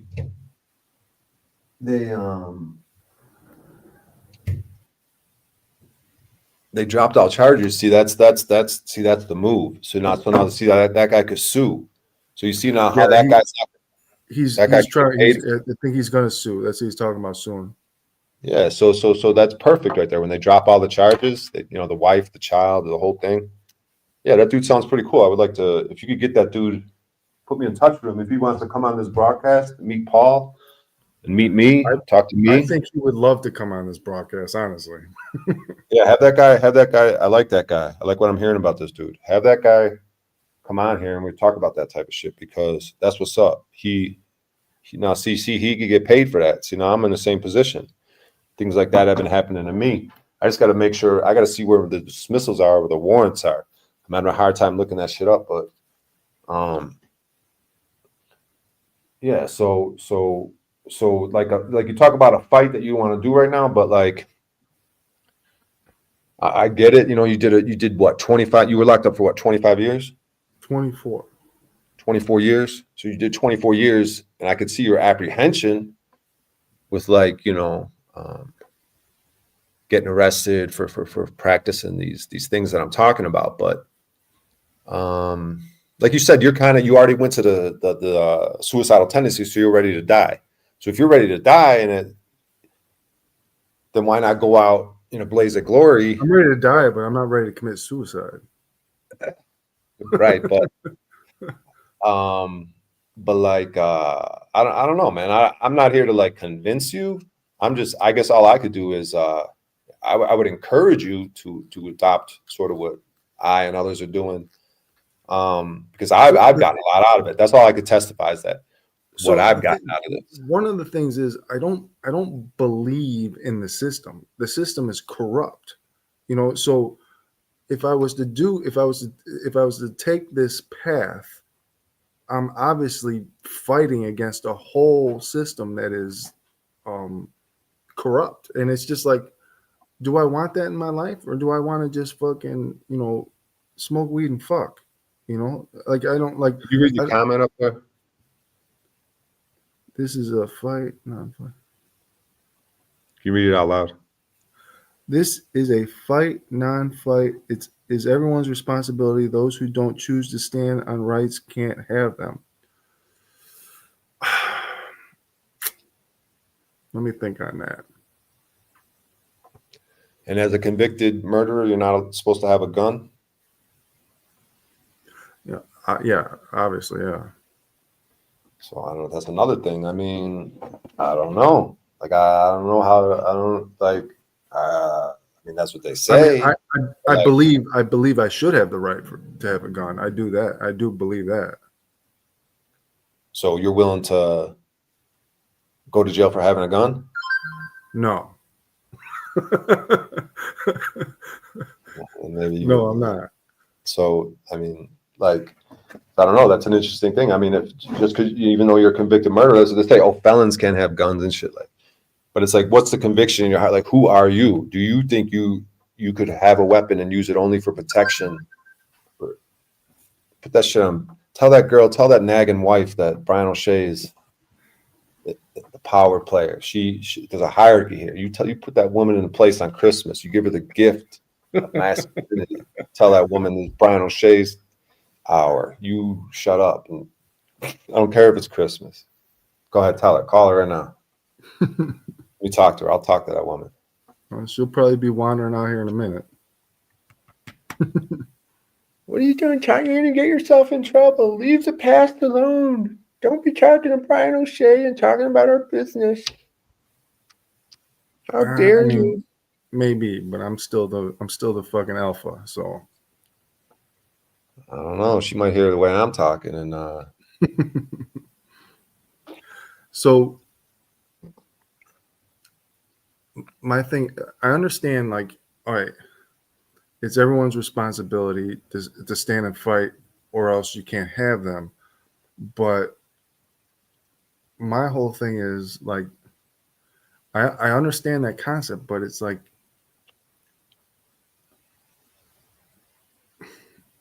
I was telling you earlier about the tipping point. You know, it would make more sense to me if there was a movement that was so big that it was going to cause a tipping point. Then I'd be like, okay, you know what? I think I should stand and fight with everybody because it's the right thing to do. But if this movement is such a small minority, such a small fraction, it's like, I don't want to be the goofy that spend the rest of my life in jail when I could be, out here fucking and smoking. girls just want to have fun. But hey, check it out. So in the movie, there's that story of the 300, the movie, The 300, right? There was 300 slaves that went up against 10,000. The 10,000 had the whole government of Greece or whatever behind them, right? They had all the artillery, the best weapons. But guess what they didn't have was the heart, the spirit, right? The spirit to fight for what's right and true. Come hell, come no matter what the consequences are, no matter death, incarceration, torture. Like you just, so kind of like the way when you were saying, I would like for a tipping point, I would like for it to be a bigger movement. So like that'd be like saying, okay, you have a choice. You could either join the team with the 10,000 who has all the resources, or you could join the team with the 300 slaves who ain't got shit, who looks like they're about to get slaughtered by a major army. But that's where your faith comes in. The faith of a mustard seed can move mountains. So which team are you going to join? You're going to join what's right and join the 300, or are you going to go with the majority because you're scared that there's not a big enough movement? So, I mean, you got many examples of this in life. You got the Native Americans that were wiped out. You have a lot of atrocities of mass destruction or just a lot of things that happen that ain't fair, that ain't right. But my thing is, is it honorable to be a man of I don't want to say God, but just as just of peace, of just of being in the present moment and letting things go and just like I don't want to fight. I don't want to fight.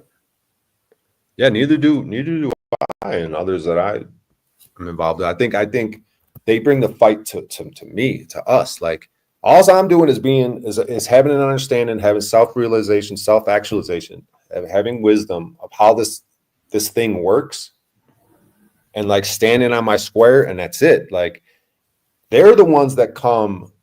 Like all I'll do is I'll get in an automobile and I'll start traveling freely.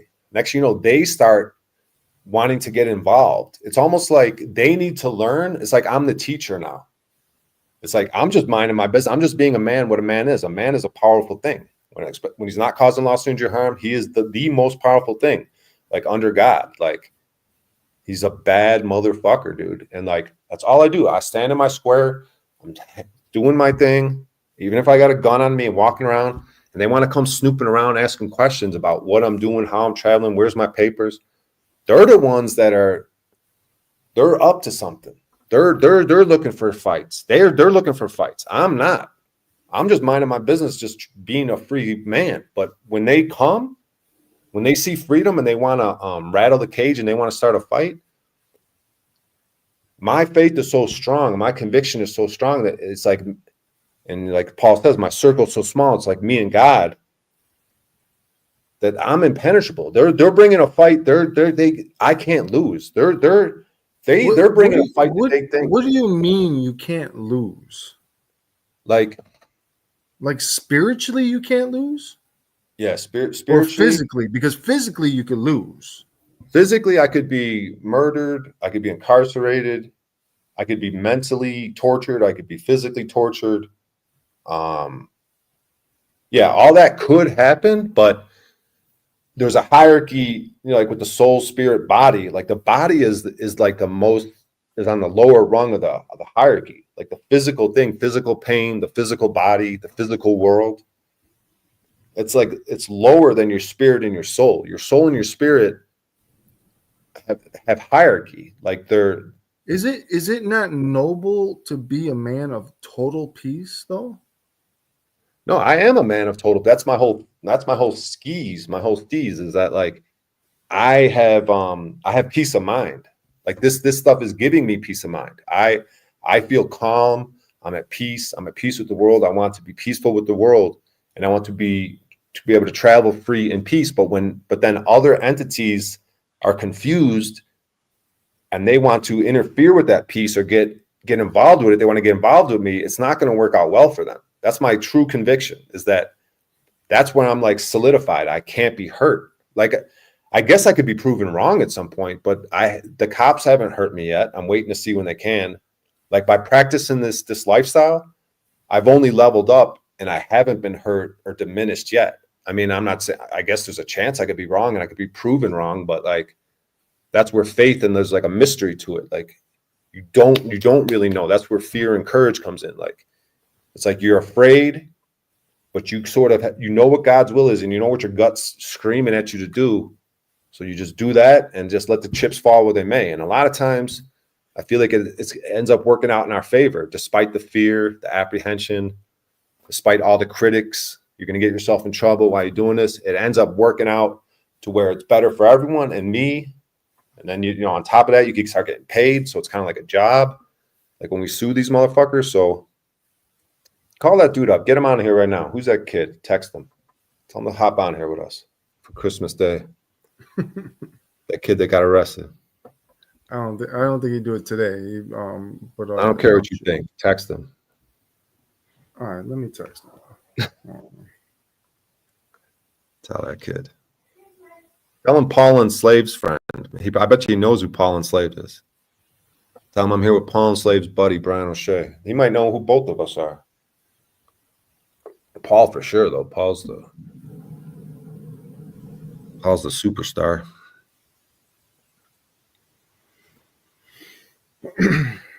So can you read that comment that's up there? You read it out loud? Principle or peace? How will you have peace without principles?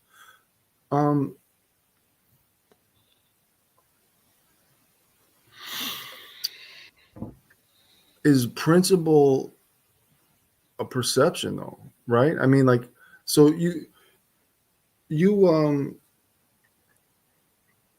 believe that you have the God-given right to travel and to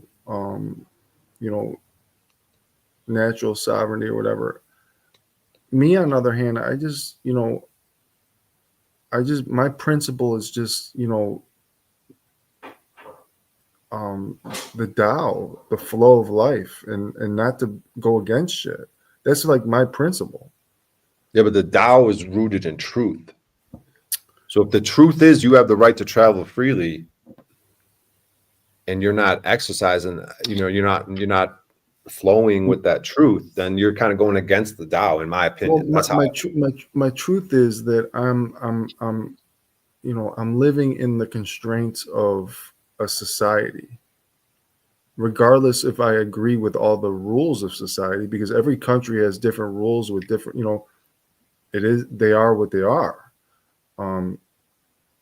I could protest rules that I don't agree with, but I think there's a process of that, I feel like I have peace through my Tao. It feels like peace to me. It's my truth, and I'm once again I believe truth is relative. You could have different truth. Do you not believe that? Because there's plenty of people that die for Allah. There's plenty of people that die for Christianity, or that's their truth, and they go all the way to the grave with it. You know what I'm saying? Now, yeah, I think there's we touched on it before, but to reiterate, it's like, no, yeah, I do believe there's objective truths. Like if you want to put up a situation and say, what is the truth of the situation? Like, I think there's objective truths. It's not all perception where it's not flimsy. Like truth is gold. Truth is a rock, the rock of Gibraltar. I push back. I don't think that there's objective truth. I think if looked at in different perspectives, different angles, things change. If you look at it, if you look at, for example, somebody will be like, okay, well, the truth is this is a spoon. A spoon is a spoon. That's an objective truth. This is a spoon, and you can't change that reality. Well, I say if you look at it through molecules and through, the quantum physics, through, different perceptions, that reality changes. And I think even Einstein himself has basically agreed with this concept.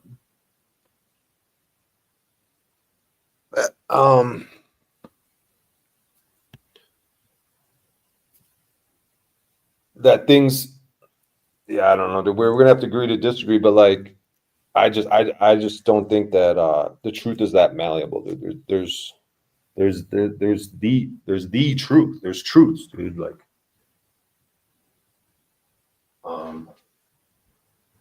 well, how about this? So look, I love challenges. I love intellectual conversation.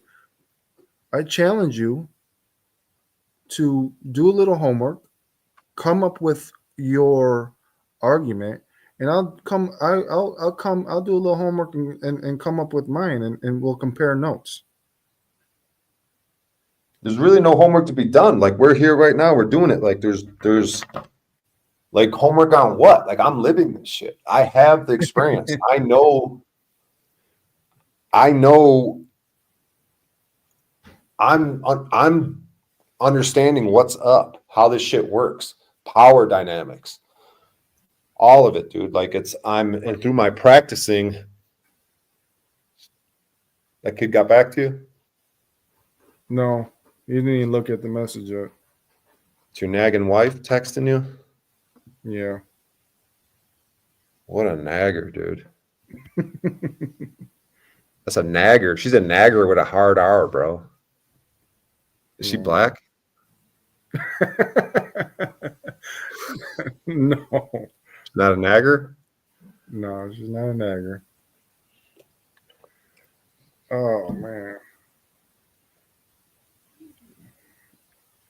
No, I'm actually looking up some of my favorite authors that have ideas of truth. Damn, this cat just took a giant shit right next to me. Fuck. Oh my So we God. got some questions here in chat. So one guy said, "How about murder? Is murder wrong, or is that objective truth? Another guy says, will the sun will rise today? Subjective or objective? So yeah, murder is perspective. A person that does somebody they do it out of their own belief system, what they think is right, or like their own perception of right or wrong. Man, it's kind of a loaded question, like murder. Give me a second. This cat just shit. I got to clean it up. Yeah, so like it's kind of a loaded because murder, like, but you could say to take a life, like, so not all circumstances where a life is taken is right or wrong. So I mean, there's objectiveness to that. I mean, the sun rising, I guess, would be a better example. Like, the sun will rise today. So, subjective or objective?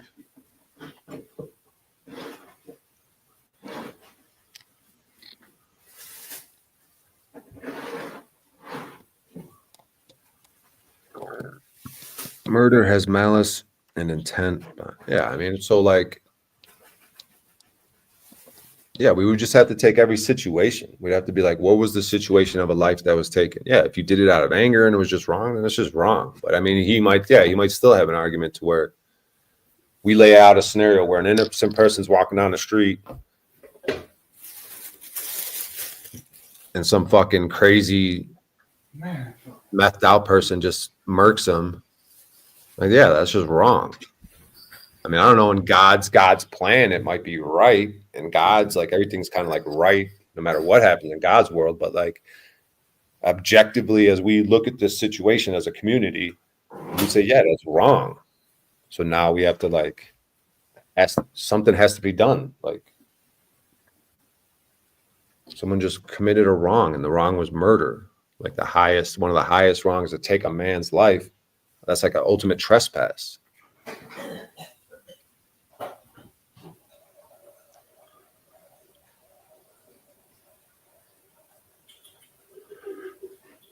Yeah, we got Billy B. Jack in the house. Me and him were in a gang when we were teenagers, and one of the kids in the gang shot into a van, and I don't even know, man. I guess 2 girls died that were young, like 13, 14. Sometimes I have a conspiracy, like, did anyone actually die? But that's the story. He fired 3 shots from like a half block away, no training as a person with a gun, and somehow those were 2 lethal shots. 2 people died, and Billy was with Eric when it happened, and that's how he got caught up in the situation. And then 8 months later, the courts started trying to drag me into the situation as people started flipping and coming up with lies and trying to drag other people into it to reduce their time. So that's how I got involved. People started saying shit about me and this and this. And that's how I got involved. Perspective is a sense of I could perceive it as rising, but maybe when it's not going up or down. It will be found in the sky again today.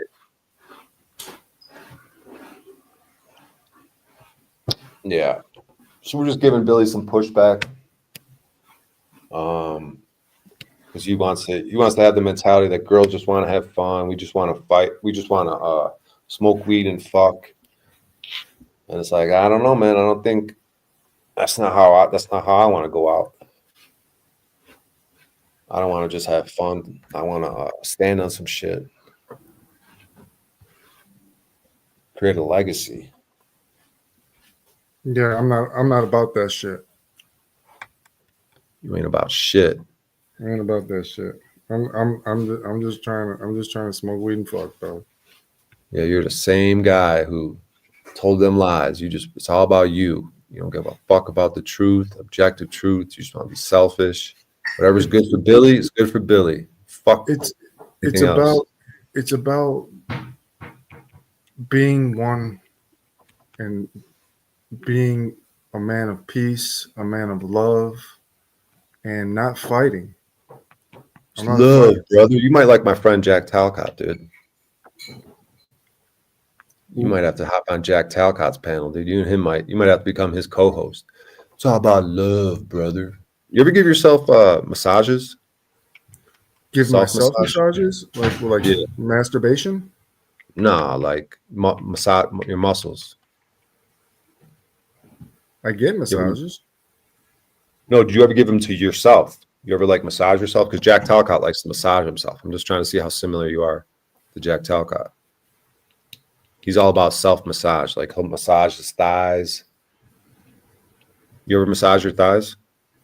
I mean, I guess at any moment you touch yourself, right? And like, I'm talking an actual deep tissue massage, bro. no, I don't Like give a myself deep masseuse would tissue. give it. No, I don't give myself deep tissue massages. That's just right. Truth is to cause no loss, injury, or harm, and everything else is beyond that. What? And everything else beyond that is you, right from the Creator, to live free. Truth is, no other man has the right to rule you unless you allow it. Yeah, that's one of the big things. It's all about compliance. You have to opt in. It's like contracts. You have to opt into these systems, these, you know. It's all about choice. There's no victims. There's no unfairness about it. It's a perfect system, but you just have to sort of have discernment and understand what's going on, how the world works, how to think. It's not really what you think, it's how you think. So you can have all these beliefs, but it's how you logically, it's how you go about things. Sometimes you can say things, not really what you say. Sometimes it could be how you say it. Two people could say the same thing, try to get the same point. Sometimes it's how you say it. Sometimes they can feel the spirit in you. Sometimes on the side of the road when I'm standing on my shit, they can feel it and the power shifts. Because sometimes they come up and they're all aggressive and egoed out and thinking I'm a submit. And when I don't, they become servants and they become real helpful. Like, okay, everything good. We're not going to do nothing to you. Do you need anything else? Can we help you with anything? Like how it should be. And things get back to how they should be when you act accordingly. The people that flew into the Trade Center were acting on their belief in what they thought was right in their perception. Do you agree with that? I mean, I don't know that whole story, but yeah, let's say that story was true. Yeah, whatever those guys are up to, if that happened, like, yeah, there was guys who had some beliefs and they did some things.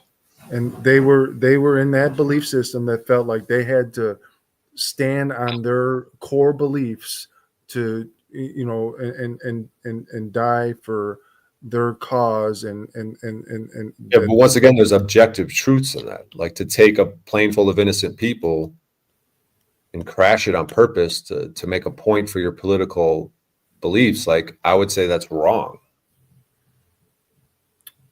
But that was their truth. That was their that they believed that to the core. So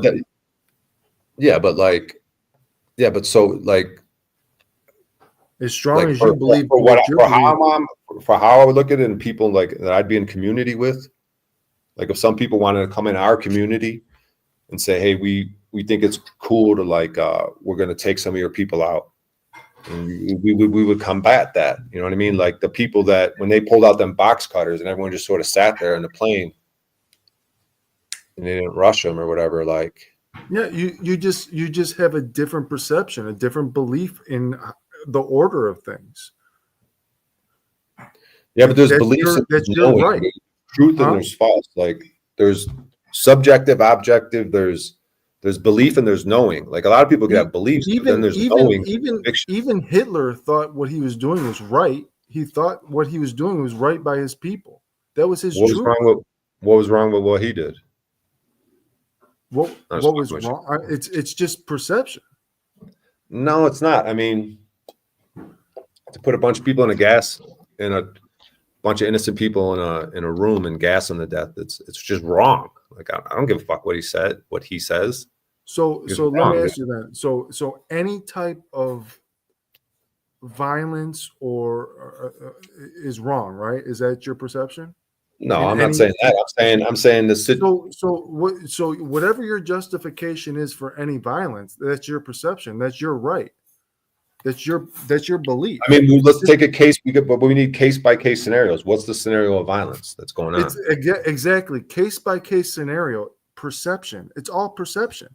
If you live in one country and believe one thing, that is your perception and how you see things and how you go on with life. It's all perception. Everything's perception. We got 8 billion people on this planet and all these different countries that have a whole different idea how this world should be ran and what should be done and what is right and wrong. Some people think it's right to fucking capitalism and fucking poison us with their food and Fruit Loops and fucking Skittles. Some think it's it should be ran this way, like a socialist, and fucking that the government should be taking care of its people. Some people think a different way, that we should have a different constructional system. Everybody has a belief system. Who's right and who's wrong? You're right. So out of 8 billion people, Brian O'Shea is the one that's right. You got it. You know it's right. You know you're the one. Out of all these people, you got it. You're the fucking one. Everyone is born. Everyone is born with this thing that Oera Linda calls it Eva. Eva is a God-given gift to know right from wrong. It's a God-given gift. What about all the Germans in Germany? Did they know this God-given right? Was it in the? Yeah. Did they have this God-given right to know what right and from wrong when they were fighting for their life? Everyone has it, and they either. So out of all those millions of Germans that died for their country, that fought their war, they were just going against what's. Yeah, they were operating in fear instead of faith. They were in fear instead of faith. Fear. They were afraid of. They were afraid of if they didn't do whatever. They believed in their country. They believed they were doing what's right. I mean, you'd have to take each individual and their individual reasons. So if you took a random dude out of that war and say, why are you doing this? A lot of them is going to be fear, just because they're afraid of what Hitler's going to do to them. They're afraid of what the other side's going to do to them. Or they believed in the system like Americans do. Americans believe in the system. They believe, as an American, you believe you have the right. I have the right for a gun. I have the right to travel. I have. It's not because America has nothing to do with it. In China, they believe that we are a collective. As a collective, we work together. We help each other. We do things in a collective. It's all perception. No, that's not how you have to go to each individual person. I don't say America gives me the right to have a gun. God gives me the right to have a gun. There's a hierarchical order. America gets its shit from God. These laws come from God. God is the authority. It's not because American has nothing to do with it. Can I ask you the source? God is the source. How did you get that source? What? How do you know? Let me ask you. How do you know that God gave you the right for a gun? Because He's bestowed me and everyone else with the ability to know, to have discernment, to know right from wrong, to know that I have the right to have a gun, and it's wrong for other people to tell me I can't. Like that's a belief. It's not a belief, dude, because it becomes a conviction and a knowing, and it's something that I'm practicing. The faith of a mustard seed can move mountains. I operate in faith, in conviction. So you could have the same argument as a Muslim that talks about that he has the right to wife 3 wives and whatever his perception of it. He'll say that it's Allah's God-given right. He gave me, and this is right, and this is the truth, and this is and I'll die for this truth, and that is his perception. What's the difference? Okay, what is he? Give me an example where he does something wrong, where he causes loss, injury, or harm to another person. That Muslim. I mean, as far as his belief system. Yeah, we're talking. You're talking about Muslims, so I want to single out one Muslim in this hypothetical thing And what is he doing that causes loss, injury, or harm? This Muslim. I'm speaking of the rights that he feels he has. Yeah, And the I'm rights saying we that got you one. We're feel talking you about one, and we're not talking about a group. We're talking about one person who believes he has certain rights. He has certain beliefs. What are his beliefs, and what and when does he create loss, injury, or harm in this scenario? I'm trying to construct what, like, I'm trying to understand, like, your argument here.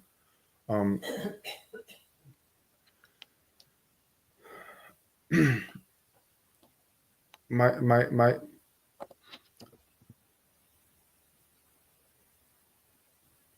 you believe in the higher source of God, and I'm just trying to understand who's this? Why do you understand this and I don't? Why do you feel Because that you operate in fear instead of faith. What do you mean? What fear? I'm in You a state don't have a gun right now. Huh? You don't have a gun to protect the women and children in your life. I don't need a gun to protect the women and children in my life. Okay. I disagree. I mean, even if I had a gun, somebody could have a bigger gun and fucking come mow us down with that. Like, there's like what is like weapon? A weapon is a weapon. You know, like, there's bigger weapons. They could keep going. Yeah, they Like, could. so Things could happen, but if you're operating in faith, if you have your weapons to secure your property, your destiny, your lineage, your family, Oh, so you've been home?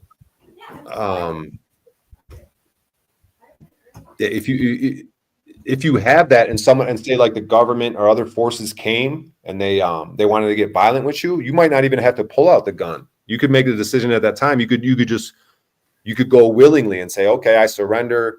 I'm not going to get violent with you. You got, I'm surrounded by 100 officers. I only got my one revolver on me. I'm completely outmatched. I'm going to surrender. I'm going to give up. So now what are you going to do? Take me to a prison camp? You're going to take me to a jail? What's the order of operations?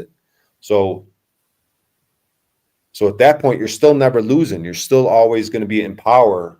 You're still always going to be the benefactor of the trust. You're always going to have the benefits of operating in faith over fear. Like I understand your construct of where you're coming from.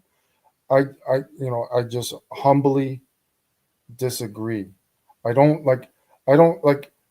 believe in God, but God to me is just a piece of me. It's like an ice cube in an ocean. I'm just, the only separation is an illusion. We're all one. We're all together. We're all in this whole illusion together. And the idea that you have the God-given right to a gun to me is just, like, a gun didn't even exist 200 years ago. You know what I'm saying? Like that. Like this is a something that we created out of just technology and invention. So, like, to say God gave us, did he give us that right 300 years ago, 400 years this ago? guy's about to come up here. His name's Nubs. His voice is very grating. I don't know. Nubs, I'm telling you, I don't know how long I'm going to put up with it. But he's coming up with a weird voice. He's going to come up and say something. But Nubs, I'm going to give you, I'm just letting you know, Nubs, if I throw you out, just, you've been warned. For my reasons. Yeah, I know you're a dick, Brian.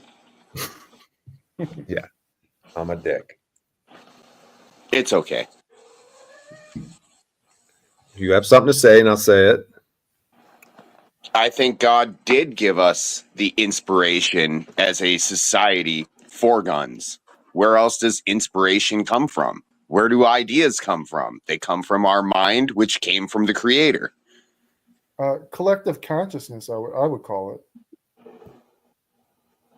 So if it's collective, then it's for everybody. So we all need a gun.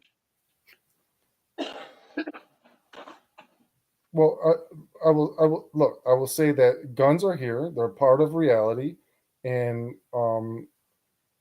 it's part of this experience. And if you feel it's your right, then that's what you create in your reality. That's your right for that gun. But if you're a man that's choosing a life of, solitude or peace or like a Gandhi type figure or a non-reactive, whatever, however you want to say it, a Buddha, a Buddhist or whatever. Like, I think that's their right, right? Is it not their right to have that perception as well? That still doesn't eliminate them from having a gun. It's their perception that they've chosen not to have a gun. It's their perception as much as it's your perception, right? No, it's their perception and their choice. Either way, it goes both ways, right? I love you too, baby. I love you too, babe. Let me see this lady. I'm not gonna call her right here. You want to see a picture on the phone? I'm gonna bug you one more time. Who are you talking I hear her. She's right there. This is who I'm talking to. Oh, hello, lady. My name's Brian O'Shea. You ever heard this name? You ever heard the name Brian O'Shea before? Who? Brian O'Shea. Have you ever heard the name Brian O'Shea? I have heard it. World famous comedian. He says he's a world famous comedian. All right, you guys have fun arguing. All right. Or debating. Let me see a picture. I didn't get a good look at her. Want to see a naked picture? Yeah. You want to see the begin. I made a porn with her, but I won't show you the porn, but I'll show you the beginning of the porn. Don't show nudity on here though. No, it won't be no nudity. It won't be no nudity. Hold on, let me pull it up. I'm very I impressed myself with this production. I honestly I want to put it on Pornhub maybe, but hold on. Where did I find it? Fucking Billy B. Jack, dude. Gets out of jail for murder, starts making pornos. What the fuck's wrong with this guy? Can't have a gun. You can make a porno, but you can't have a gun? What the fuck, dude? I can have a gun if I chose to have a gun. I just don't want to choose to have a gun. And like my guy said, it's not about a gun, it's arms, a way to defend yourself. Maybe you got a telekinesis machine, a melting machine. I don't know. I don't want to defend myself. If somebody wants to kill me, fuck it, kill me. What about your wife and children? They'll be all right. Yeah, once I show up. Yeah, You're going to leave Nubs there? Nubs is going to be like, isn't this great, Margaret? Doesn't this feel great? What? Margaret, isn't my cock big? Say I have a big cock, Margaret. I say it best when I say nothing else. Let me see the goddamn porno already, Billy B. Jack. Oh, I'm trying. Sitting here half chubbed out, thinking about your wife on Christmas. And you're over there scrolling. Fuck the porno, dude. Just show me a random picture of this bitch. No, I have to show you the porno. Fuck the porno, dude. Billy's Girls just trying want to to have give the fun. gifts. I just want to smoke weed and fuck. You know, I did 25 years in jail and I didn't develop any faith at all. I just had fun in there with the guys working out. You know, we had a lot of fun in jail. Hi, Damo. Someone ordered a standard issue sausage? Hell yeah. I know I ordered that pizza, but I don't really have any money for it. Do you think I could do something else to pay for it instead? Well, I don't know. I think we could work something out. What do you got in mind? All right, we get it, dude. Okay. Jesus Christ, you're a weirdo. That There was you your go, Brian. Show up with a pizza. guy does 24 years in jail, has no faith, has no understanding of faith. It's like, what the fuck, dude? What do you mean I don't have no understanding of faith? I have faith. You have faith in fucking Domino's Pizza and Pornhub. That's about it. Like, I've studied many years in my incarceration. I studied just the ways of the Tao and spirituality and Buddhism and And it makes sense to me. It brings peace to me. I try to live my life at the best version of myself right now. That means out of total love, total peace, and it's working. You know what I'm saying? I don't have the fight in me. I don't You're want to be fucking fighting. Jack Talcott, dude. Are you gonna start a broadcast? Can you start a broadcast, please? Because we got this guy Jack Talcott. New levels of pleasure. You know, I just set up my YouTube channel that I'm starting. I'll start it after I get back from. I'm trying to get videos. What's the link? Drop a link to your channel in the private chat. I'm not. I have no videos yet, so I'm not. So what? We're gonna get you some subscribers right now. All right. Well. All right. Here. But it's going to be all about gratitude. That's Jack Talcott. We got Jack Talcott. This is Jack Jr. Jack Jr. over here. This guy does 24 years and came out just like Jack. What is that, dude? No, put it in the private chat. The link to your shit. I don't know how to do that. Hold on. Jesus Christ. What's the name of your channel? Everything gratitude! Exclamation point. Everything. So are you grateful when somebody punches you in the face? I haven't created that in my reality yet. Would you be, though? Huh? Would you be? I'm sure after I assess the situation. Well, if it's gratitude over everything or gratitude whatever, then getting punched in the face, you should be also great. I mean, look, I have gratitude over my 24 years of incarceration. I have gratitude in all the mistakes that I've made. It doesn't mean like it doesn't mean that things weren't painful. I didn't say that. I'm saying, would you be grateful if somebody punched you in your face? I'd be grateful if someone punched you in your face, Nubs. I'm sure, Brian. It's just the voice. Can I ask how did Jack wants to see world genocide just because of me? I get it. How did you get the name Nubs? I decided to do some cosmetic DIY surgery. Okay, cool. I would not suggest it. I was not grateful for it. All right, guys, numbers are dropping. Let's get back on track. Where do you see the numbers at? The number of people watching. They're all around us. You won't be able to see it on your end on StreamYard. You'd have to look at it on YouTube. Oh. But I could see it on my end. What did you learn and change in yourself in prison, says Damsel Medic? I think self-awareness. I was being young. I had very little self-awareness. I think over the years I've gained a sense of myself and who I am and who I want to be. Yeah, I think that's one of the biggest things. I as a kid I had obviously the habit of bad choices and bad decisions, but I was also. Did that kid read that message yet? I want to talk to that other kid. Did that kid read that message that you texted? The kid that travels freely? No, he did not. Hold on, let me see. We got to get him up here, dude. Call that motherfucker. Call him, dude. Just call him right now. Call him on while we're on here.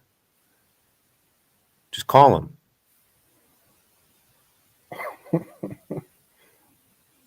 Hold on, listen. This is a long ride. I don't want to be bugging him on Christmas morning. He's got. I don't give a fuck what you want. It's Christmas. More what? He will. I can use Christmas as an excuse. he will Already definitely. wasted 24 years. I promise you, he will definitely love to be on the chat because he loves to talk about his traveling and getting arrested and let go. Does and he all put that it on crazy. YouTube? No, I don't think he puts it on YouTube. No. Just give him a But, call, dude. Quit being scared. You keep living in fear. I'm not scared at all. I just feel like this is Christmas and he has kids, and I think Yeah, Christmas, so it's perfect, dude. Christmas, we're here doing the Lord's work, dude. here's a picture of my Suicide Tendencies concert. What? I opened my Secret Santa gift. Well, we're opening gifts already? It's my Secret Santa from work. Doesn't count. What is it? Nightmare Before Christmas towels. Nightmare Before Christmas coasters. Nightmare Before Christmas spoon holder. And Nightmare Before Hey, Christmas. we're on Nightmare Before Christmas panel.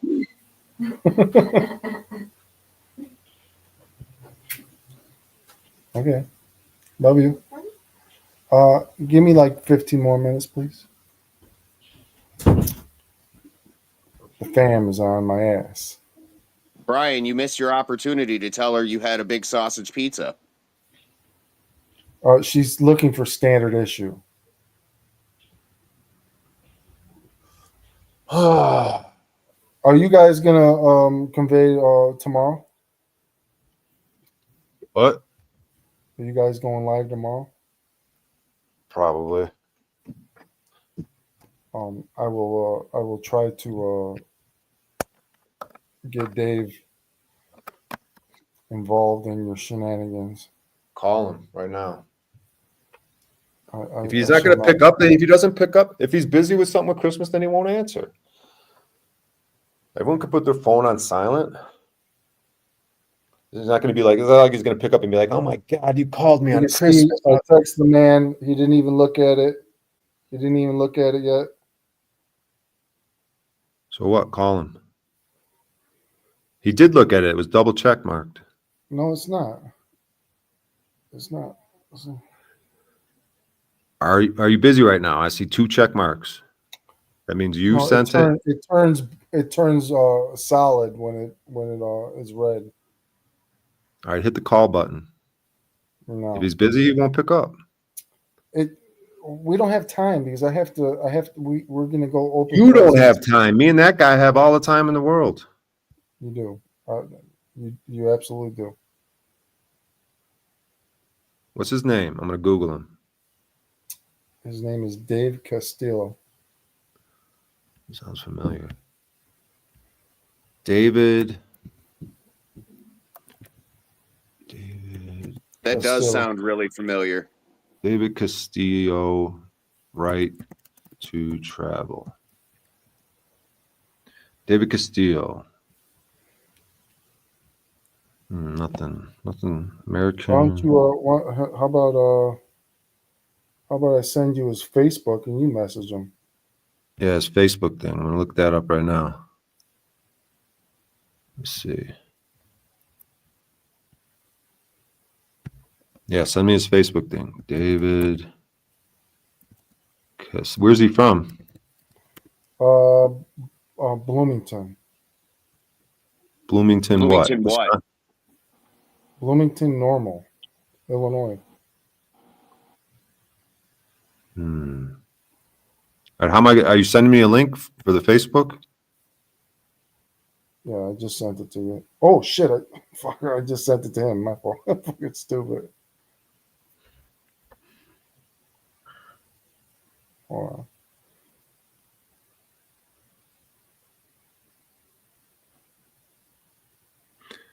Yeah, plus Paul will be live later today, so you could hop on Paul's later. I just sent on your text. Yeah, I got it. All right, let's see who this dude is. See how I can find him.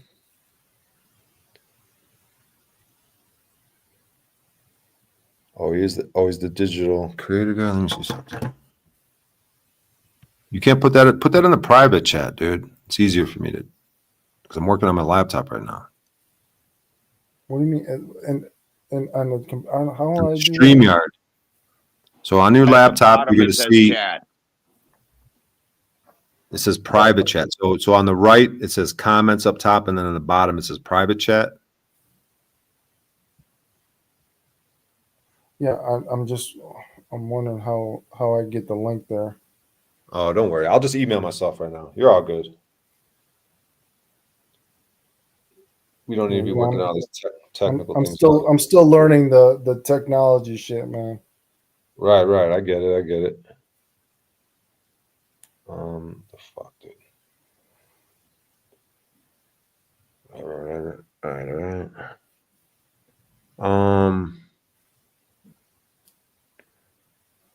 Yeah, 1 second. All right, share. Okay, got it. Fuck. Nubs, what the fuck, dude? Why are you letting the broadcast? Brian, I did have a question for you. Have you ever thought about doing one of those TaskRabbits jobs, only doing a bigger job and getting a different, newer vehicle that's more reliable? What do you mean by bigger job?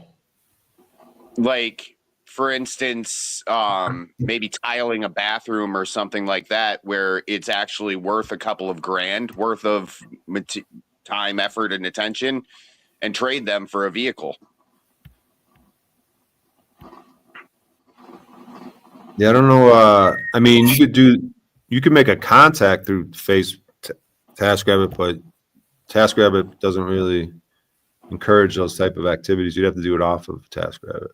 The other thing you could do that I have done with quite a bit of success is jump on Facebook Marketplace, find something that you're after, and send them a message and say, hey, do you have any work around the house that needs done? I do these things. Yeah, it's just got to be value. You know, you've got to value it at between $2,000 and $3,000 if their car is $2,000 and $3,000. You know, it's not just cleaning up leaves in the front yard. Just a thought. You know, it would get you into some newer, nicer wheels. Oh no, this is that guy. Oh wait, this is that dude that comes on Paul's. I think this dude comes on. He goes on some like he's on like. Is there like a large chat where you guys all discuss on? Yeah, like a Telegram page or something like that. I don't know if it's. I know he has like a group that he's in that they all talk different things of sovereign rights. Wait, is this the dude though? Let me see. He might just look like this one guy that. Let me look at this guy's pictures real quick. Well, anyways, guys, I'm gonna go have Christmas breakfast and open up some presents with the family. So tomorrow. All right, Billy B. Jack. Yeah, thanks for coming on the stream. Go enjoy that nagging wife of yours. Make some more pornos. Yeah, smoke some weed and fuck. And those dirty kids of yours, just put them in front of a TV and give them video games and candy. And that's it, dude. That's it. And we'll figure it out tomorrow. Thanks for being here. All right, man. You have a great fucking day, man. All right, brother. All right, take care. See you later. Billy B. Jack, everybody. Billy B. Jack, 24 years. Great stuff. Great stuff, says Nubs. No, but does that make sense to you? Where you could grab something a little nicer, a little better, and you don't have to necessarily exchange toilet paper for it. Fuck automobiles. I'm going to get myself a horse, dude. I'm going to get me a donkey. Then trade it for a donkey or a horse. I'm just thinking, you know, like a nice little minivan or something you can stretch out, relax a little bit. I want a fucking camel. Pull a horse trailer. Fucking camel, dude. Fuck these vehicles, these automobiles, dude. It's a major weapon of the control mechanism. And all you pathetic slaves just go along with it and think there's anything normal about fucking anything, dude. Everything is a fucking noose to keep you in chains on your neck. Every aspect of this fucking society. Doesn't the Tao say attachment is the beginning of sorrows? Yes, when you get attached to society, when you get attached to your vehicles. Oh my God, what would I do without a vehicle? I can't just walk from one state to the other. That would take a long time if I just walked or got on a donkey or migrated with the animals and kind of went with the thing and the herds and walked around with them and was nomadic. That would be a lot of effort, and it would get cold and we'd have to put up a tent and make a fire and bring supplies, and it just sounds like a lot of effort. I just want to sit in my apartment with my heat and my air conditioning and my vent, and I could change the filter in the vent so that the air quality, and I could get an air quality machine in the fluoride in the water, and I could get a reverse osmosis, and then I could eat organic from Whole Foods, and I could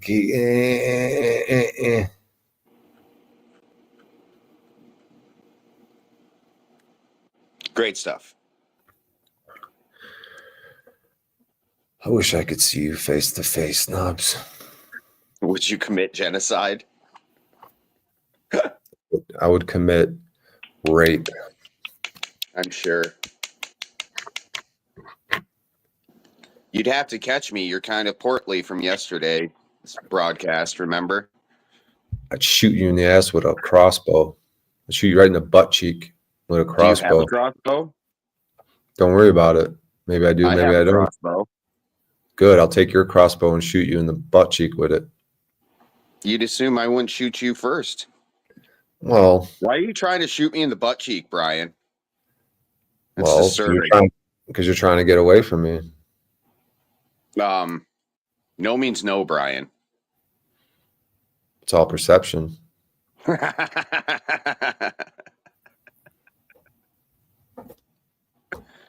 You say rape, I say fun. In new levels of pleasure. I think that guy would definitely get along with Jack very well until he realized who Jack was, and then that would be a funny episode.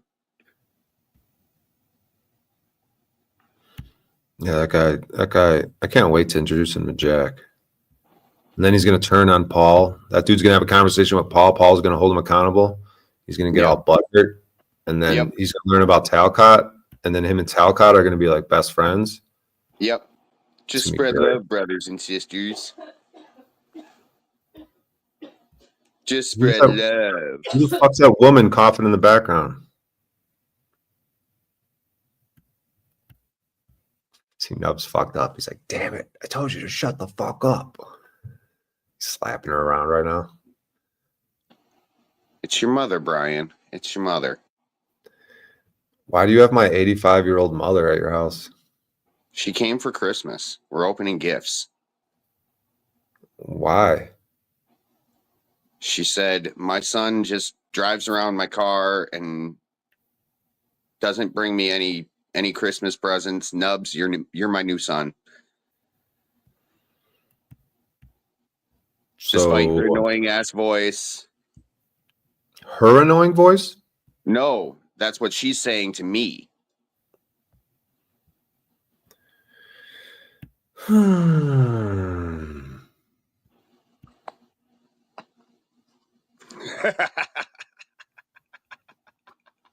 to have a screen thing. All right, so let me see something here. What do you get out of that picture, Brian? Oh, that one was let me see. 1 second. Also, what's going on in this picture is, so you got the warthog creature that's Snafu Snaps, and he lives on this farm with this white guy over here. The white guy in the white shirt, and the white guy, and then the white guy has this black guy that works with him. And the black guy was kind of getting uppity, thinking he's going to walk off the farm. So then the white guy over here, he was like, Warthog Creature, get that Negro. And so Warthog Creature took his legs out, and then the white guy's running behind him like, yeah, you ain't going nowhere, Negro. That's what happened. What do you think? See, I see that a little bit different. Okay. Because the white guy is holding a piece of and the white guy has the same complexion as the black guy, right? Right. It looks like he has some change and the rest of the guy's product, and he was trying to run out, and Snafu came up from underneath him, and actually the guy in front is the government. Look at the red, white, and the blue. So the guy behind him is trying to pay his fucking taxes, trying to give him everything. He's leaving. Snafu's like, no, you're not. We're going to keep this slavery going. That's what I see out of it. Yeah, so like if the government made an announcement today, like, hey guys, we made a mistake. You know what? We're just gonna we're going to we're just gonna ban ourselves, and you guys are gonna be all right. You're gonna figure out, you're gonna create a new government, and everyone would be like, no, and they would storm the White House. Here's my money, here's my wheat. They would storm the White House. Shut up, I'm talking. They would storm the White House with guns, and they would hold him at gunpoint and say, no, you must still sit at the desk and write out the things. We need you. You can't leave us. It's like a woman. It's like when a woman goes, I've had enough of your shit. I'm out of here. And then the guy holds her at gunpoint and goes, no, you're not going anywhere. Sit your ass down. Bitch, it puts the lotion on.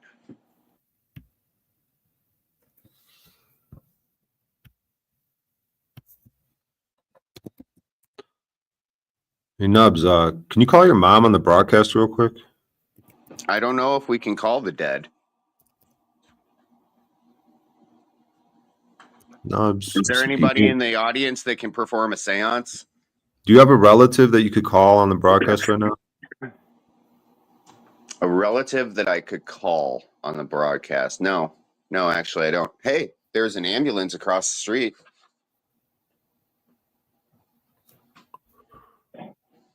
Oh, yeah? Yeah. All right, hold up.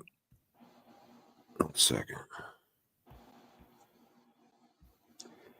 We had a standoff here in this local town, and I say we as if I was involved in it.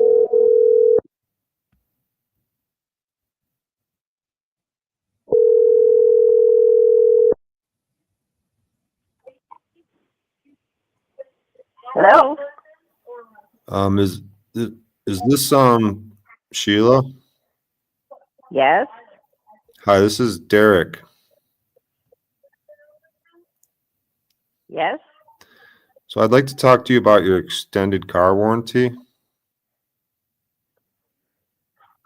Really? Mm-hmm. This Brian? No, it's Derek. Yeah.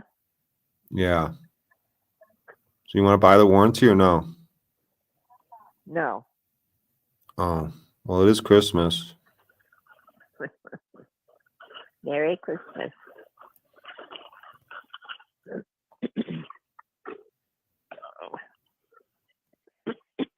Who's around you? Brady's opened up the presents. What did he get? Oh, all kinds of stuff. Clothes, shoes. Who's all there? Huh? Who's all at your house? No, I'm at Carrie's house. Who's all over there? Just Carrie, me, and Brady. In the townhouse? Yeah. The same one I was in before? Her townhouse, yeah, in Elmhurst. She didn't. Oh, you're on a live broadcast. Just to let you know, I'm live streaming right now. Oh. We were at Kevin's last night, so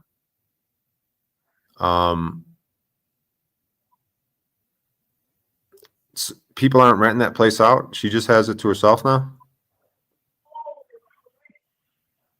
there's so much noise. What did you say? People aren't renting that place out. She has the house to herself. Yeah, she has the house to herself, yeah.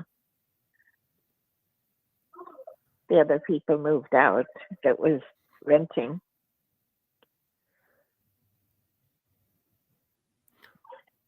Why isn't Ray over there? No, I'm just watching Brady open his gifts and stuff. So you guys went to Kevin's last night? Yeah, You they're guys, all there. you guys exchanged gifts? Just the little ones. They're usually there this morning, and they have breakfast and exchange gifts among themselves. So they didn't. You guys don't do the Secret Santa type shit anymore? No, they might have this morning. I don't know if they do or not. Where do they go? They're all at Kevin's house. They're going to have breakfast and then exchange gifts and stuff. Who, like Megan, Michael, Kevin Yeah, Jr.? all Kevin's kids. Not Aaron. Did anyone come in from out of town? Yeah, Erin is there. She came in from out of town? Yeah, she's in for a week. Yeah. So how are you feeling? Oh, you mean from my marijuana overdose? Well, whatever it was. Yeah, I'm feeling much better. Yeah. Well, that's good. I hope you learned your lesson. We'll see. Yeah. I just had a convicted murderer on the broadcast. You did? Yeah. So where is he at? California. Jeez. Right? Murder, am I right? Good Lord. On Christmas Day, convicted murderer? What? Yeah. He's a convicted murderer who did 24 years in prison. He's doing better than me. How come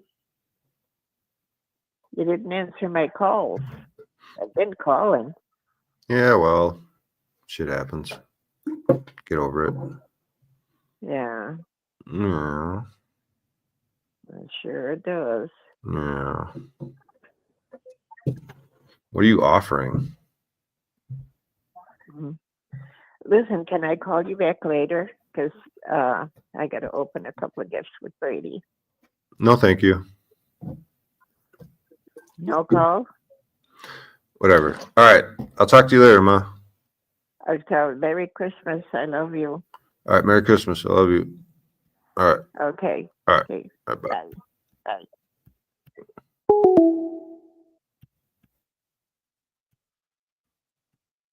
Fuck's your problem, Nubs? Piece of shit. You piece of shit. You piece of shit. Nubs left. What a piece of shit.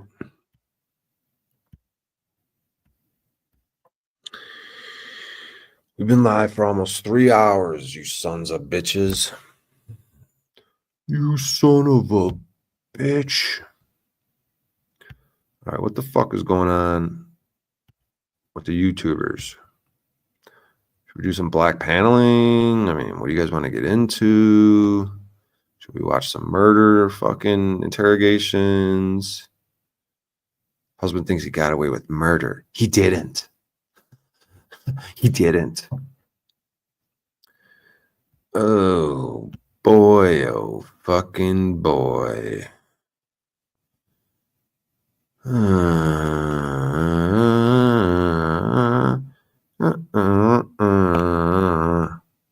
Where's my black panels? Where's my black panels? Fucking black panel, black panel. They're hiding the black panels from me. They're hiding the black panels from me. They're hiding all the black panels from me.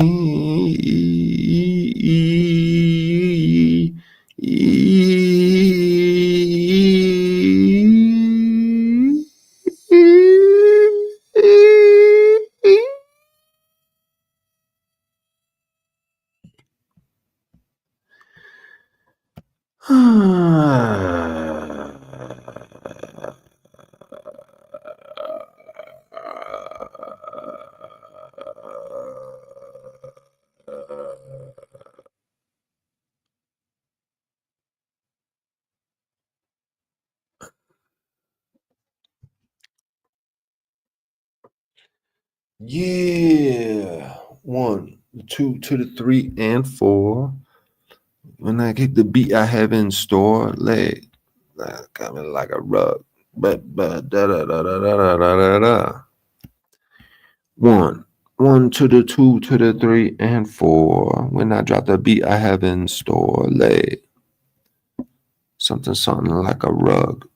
Don't do. Shut up. An expertly tailored classic. Y'all ready for this?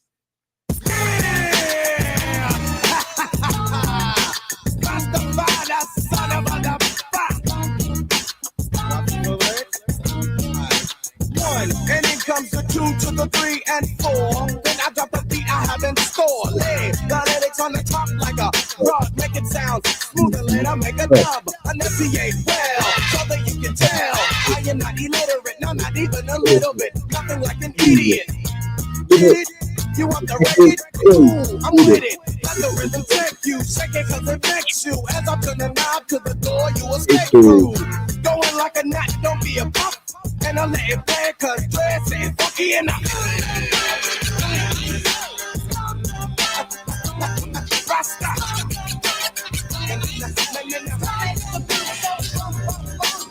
Let's get it funky, let's get it funky. Let's get it funky, let's get it funky. Let's get it funky, let's get it funky. Watch the smooth lyrics that take place. If you want to know the reason why it must be funky, yo, I am not a jackass, meaning not a donkey, so I will play the game like it should be played. Drop the fuck into the mix, so the face will never fade. Ship it to the station, see your jurisdiction. Others say I'm dope, and the others think I'm bitching. No God can avoid the deal to the C. When the P-O-R-I-M-I-N-G on the stage. See the simple fact is I am dope and known. I rock a funky beat without a cork, so and it's my conclusion. You will enjoy the fusion, and I will ascend with the style that I am using. Knowing that it's tough, finished now a buff. I think I'll let it play, cause it's ain't funky enough. Hip hop.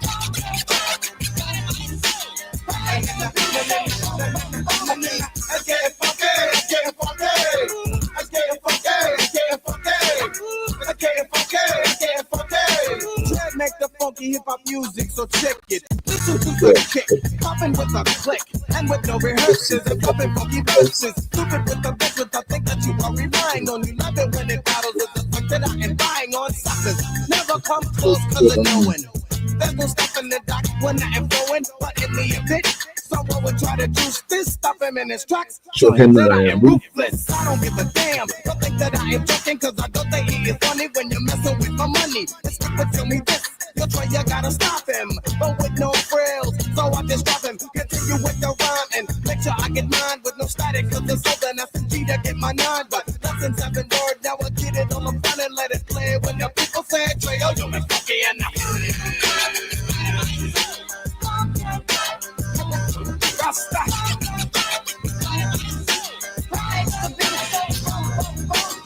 Let's get it funky, let's get it funky. Let's get it funky, let's get it funky. Let's get it funky, let's get it funky. Deal with the D-O to the C. I need a break so I can check around. See who the hell that is sitting down. I want all chest off. to pour. And if he stands to the wall, show him the door. And I'm getting a beat to give you something to rock to. Dug out non-stop, to not to look at the clock. You perceive, but can't believe you're being taken. Five beats so cool, you start shaking and shivering. Cause I'm delivering the answer. Haven't seen if you're a hell of a dancer. You tried saying, but it just won't work. Cause the beat is so rough, so tell me, tell it, don't be funky enough.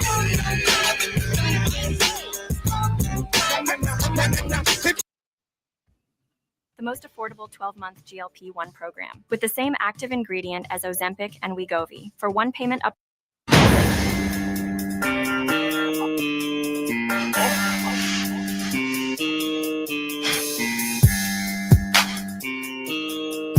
What happens when you find the darkness of the light? Bringing pain like two bad nurses. And the pain from these here motherfucking verses.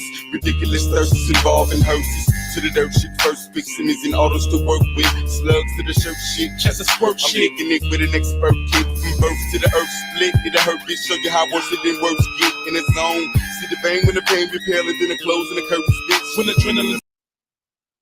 What the fuck is wrong with you people, dude?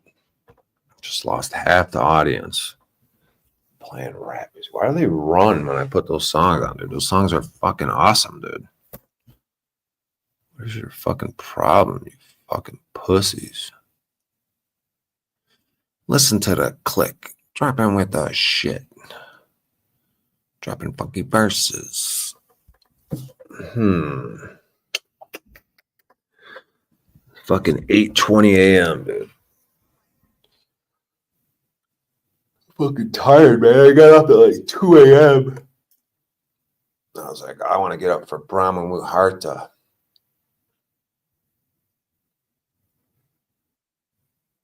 I didn't really feel like trying to fall back asleep. I think I've been up since 2 a.m. Fucking out of it. Shivering and shaking. Oh, man. I might end up wrapping this up.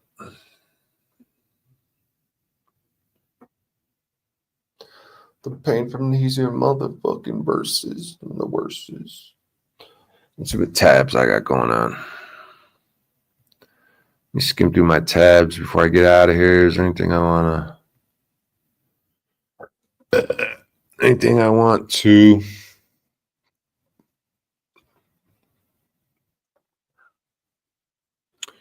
Is there any things I want?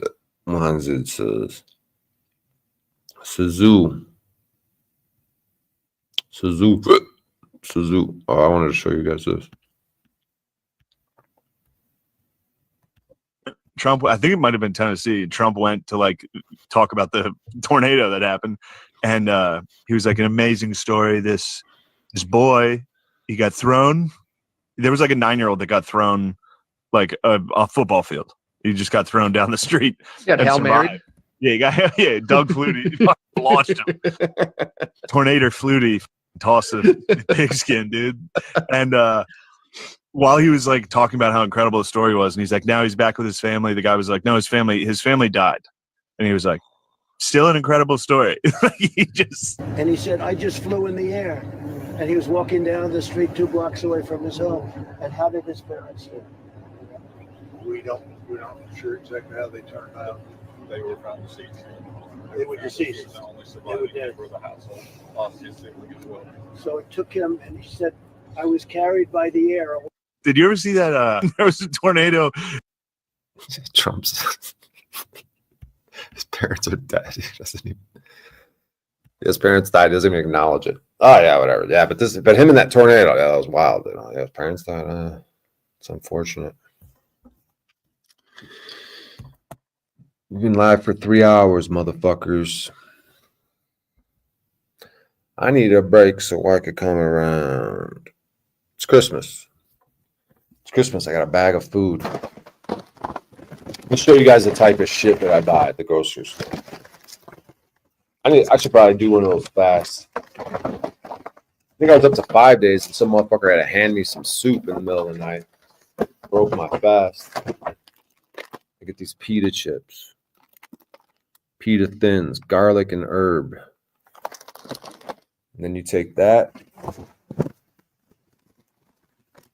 you dip it in some spinach dip. Take those pita chips, dip it in some spinach dip, right? Then I like raw milk, right? So I sit down and have access to raw milk. You get cheese with raw milk in it. This cheese right here is raw milk, made from raw milk. Boom, get some.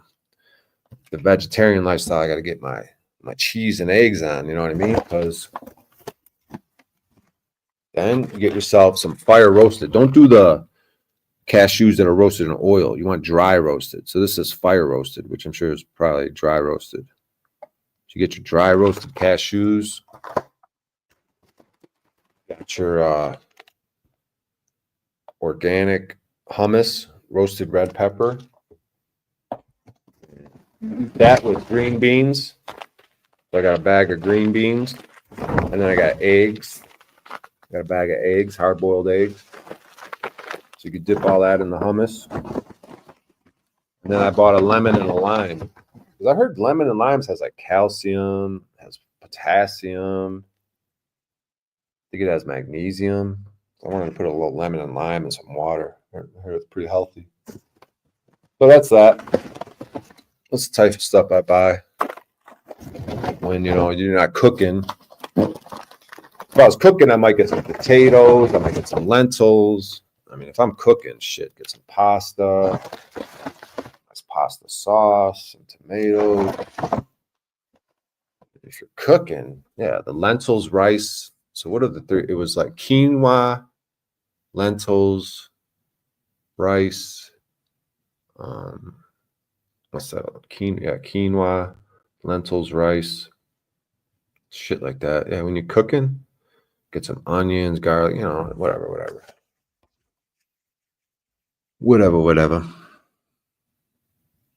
All right, y'all. I think I'm running out of steam here. Maybe we'll end it on, should we end it on some music? You guys don't really seem to like music, but who gives a fuck? Put another, I might just play a song, another song, and get out of here. Figure out what I want to do on Christmas Day. Maybe some real motherfucking G's.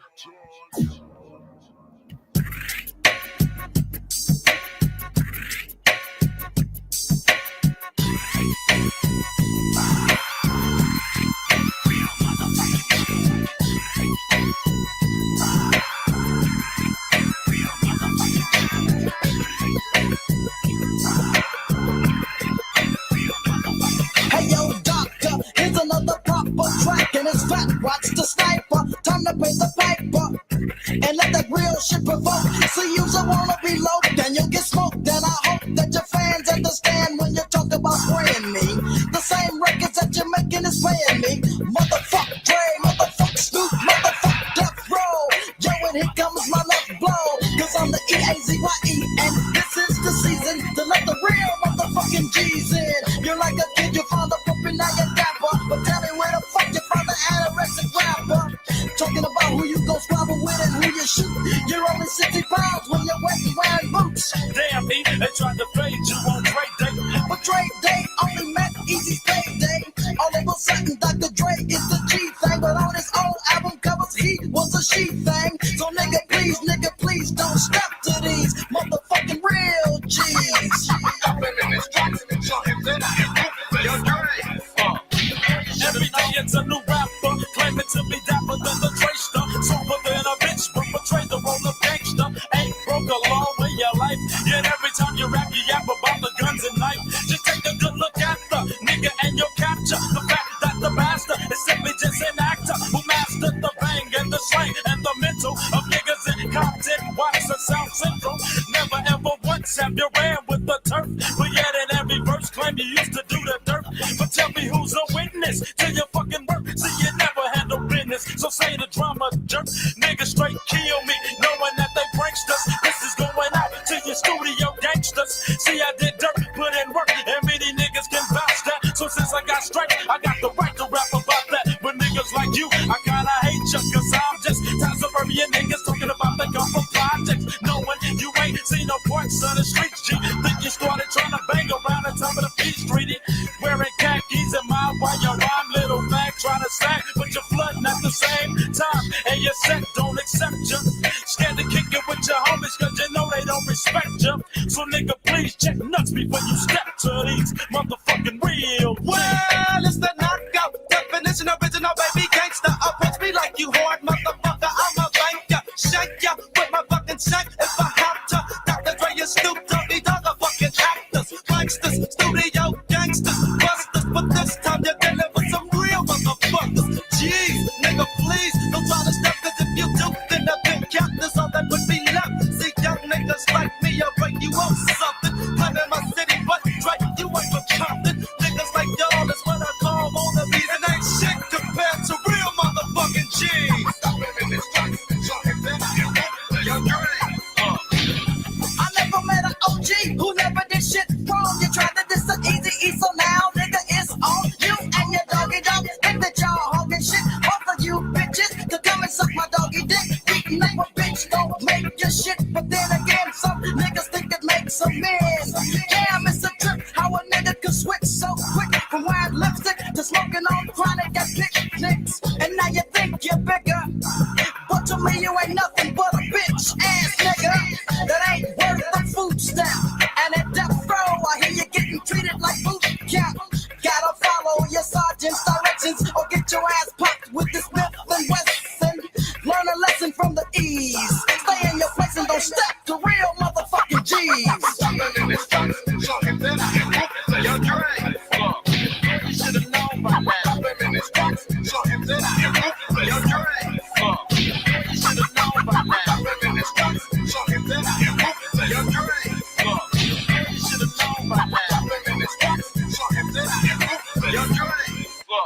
Boy, you should have known by now. Easy does.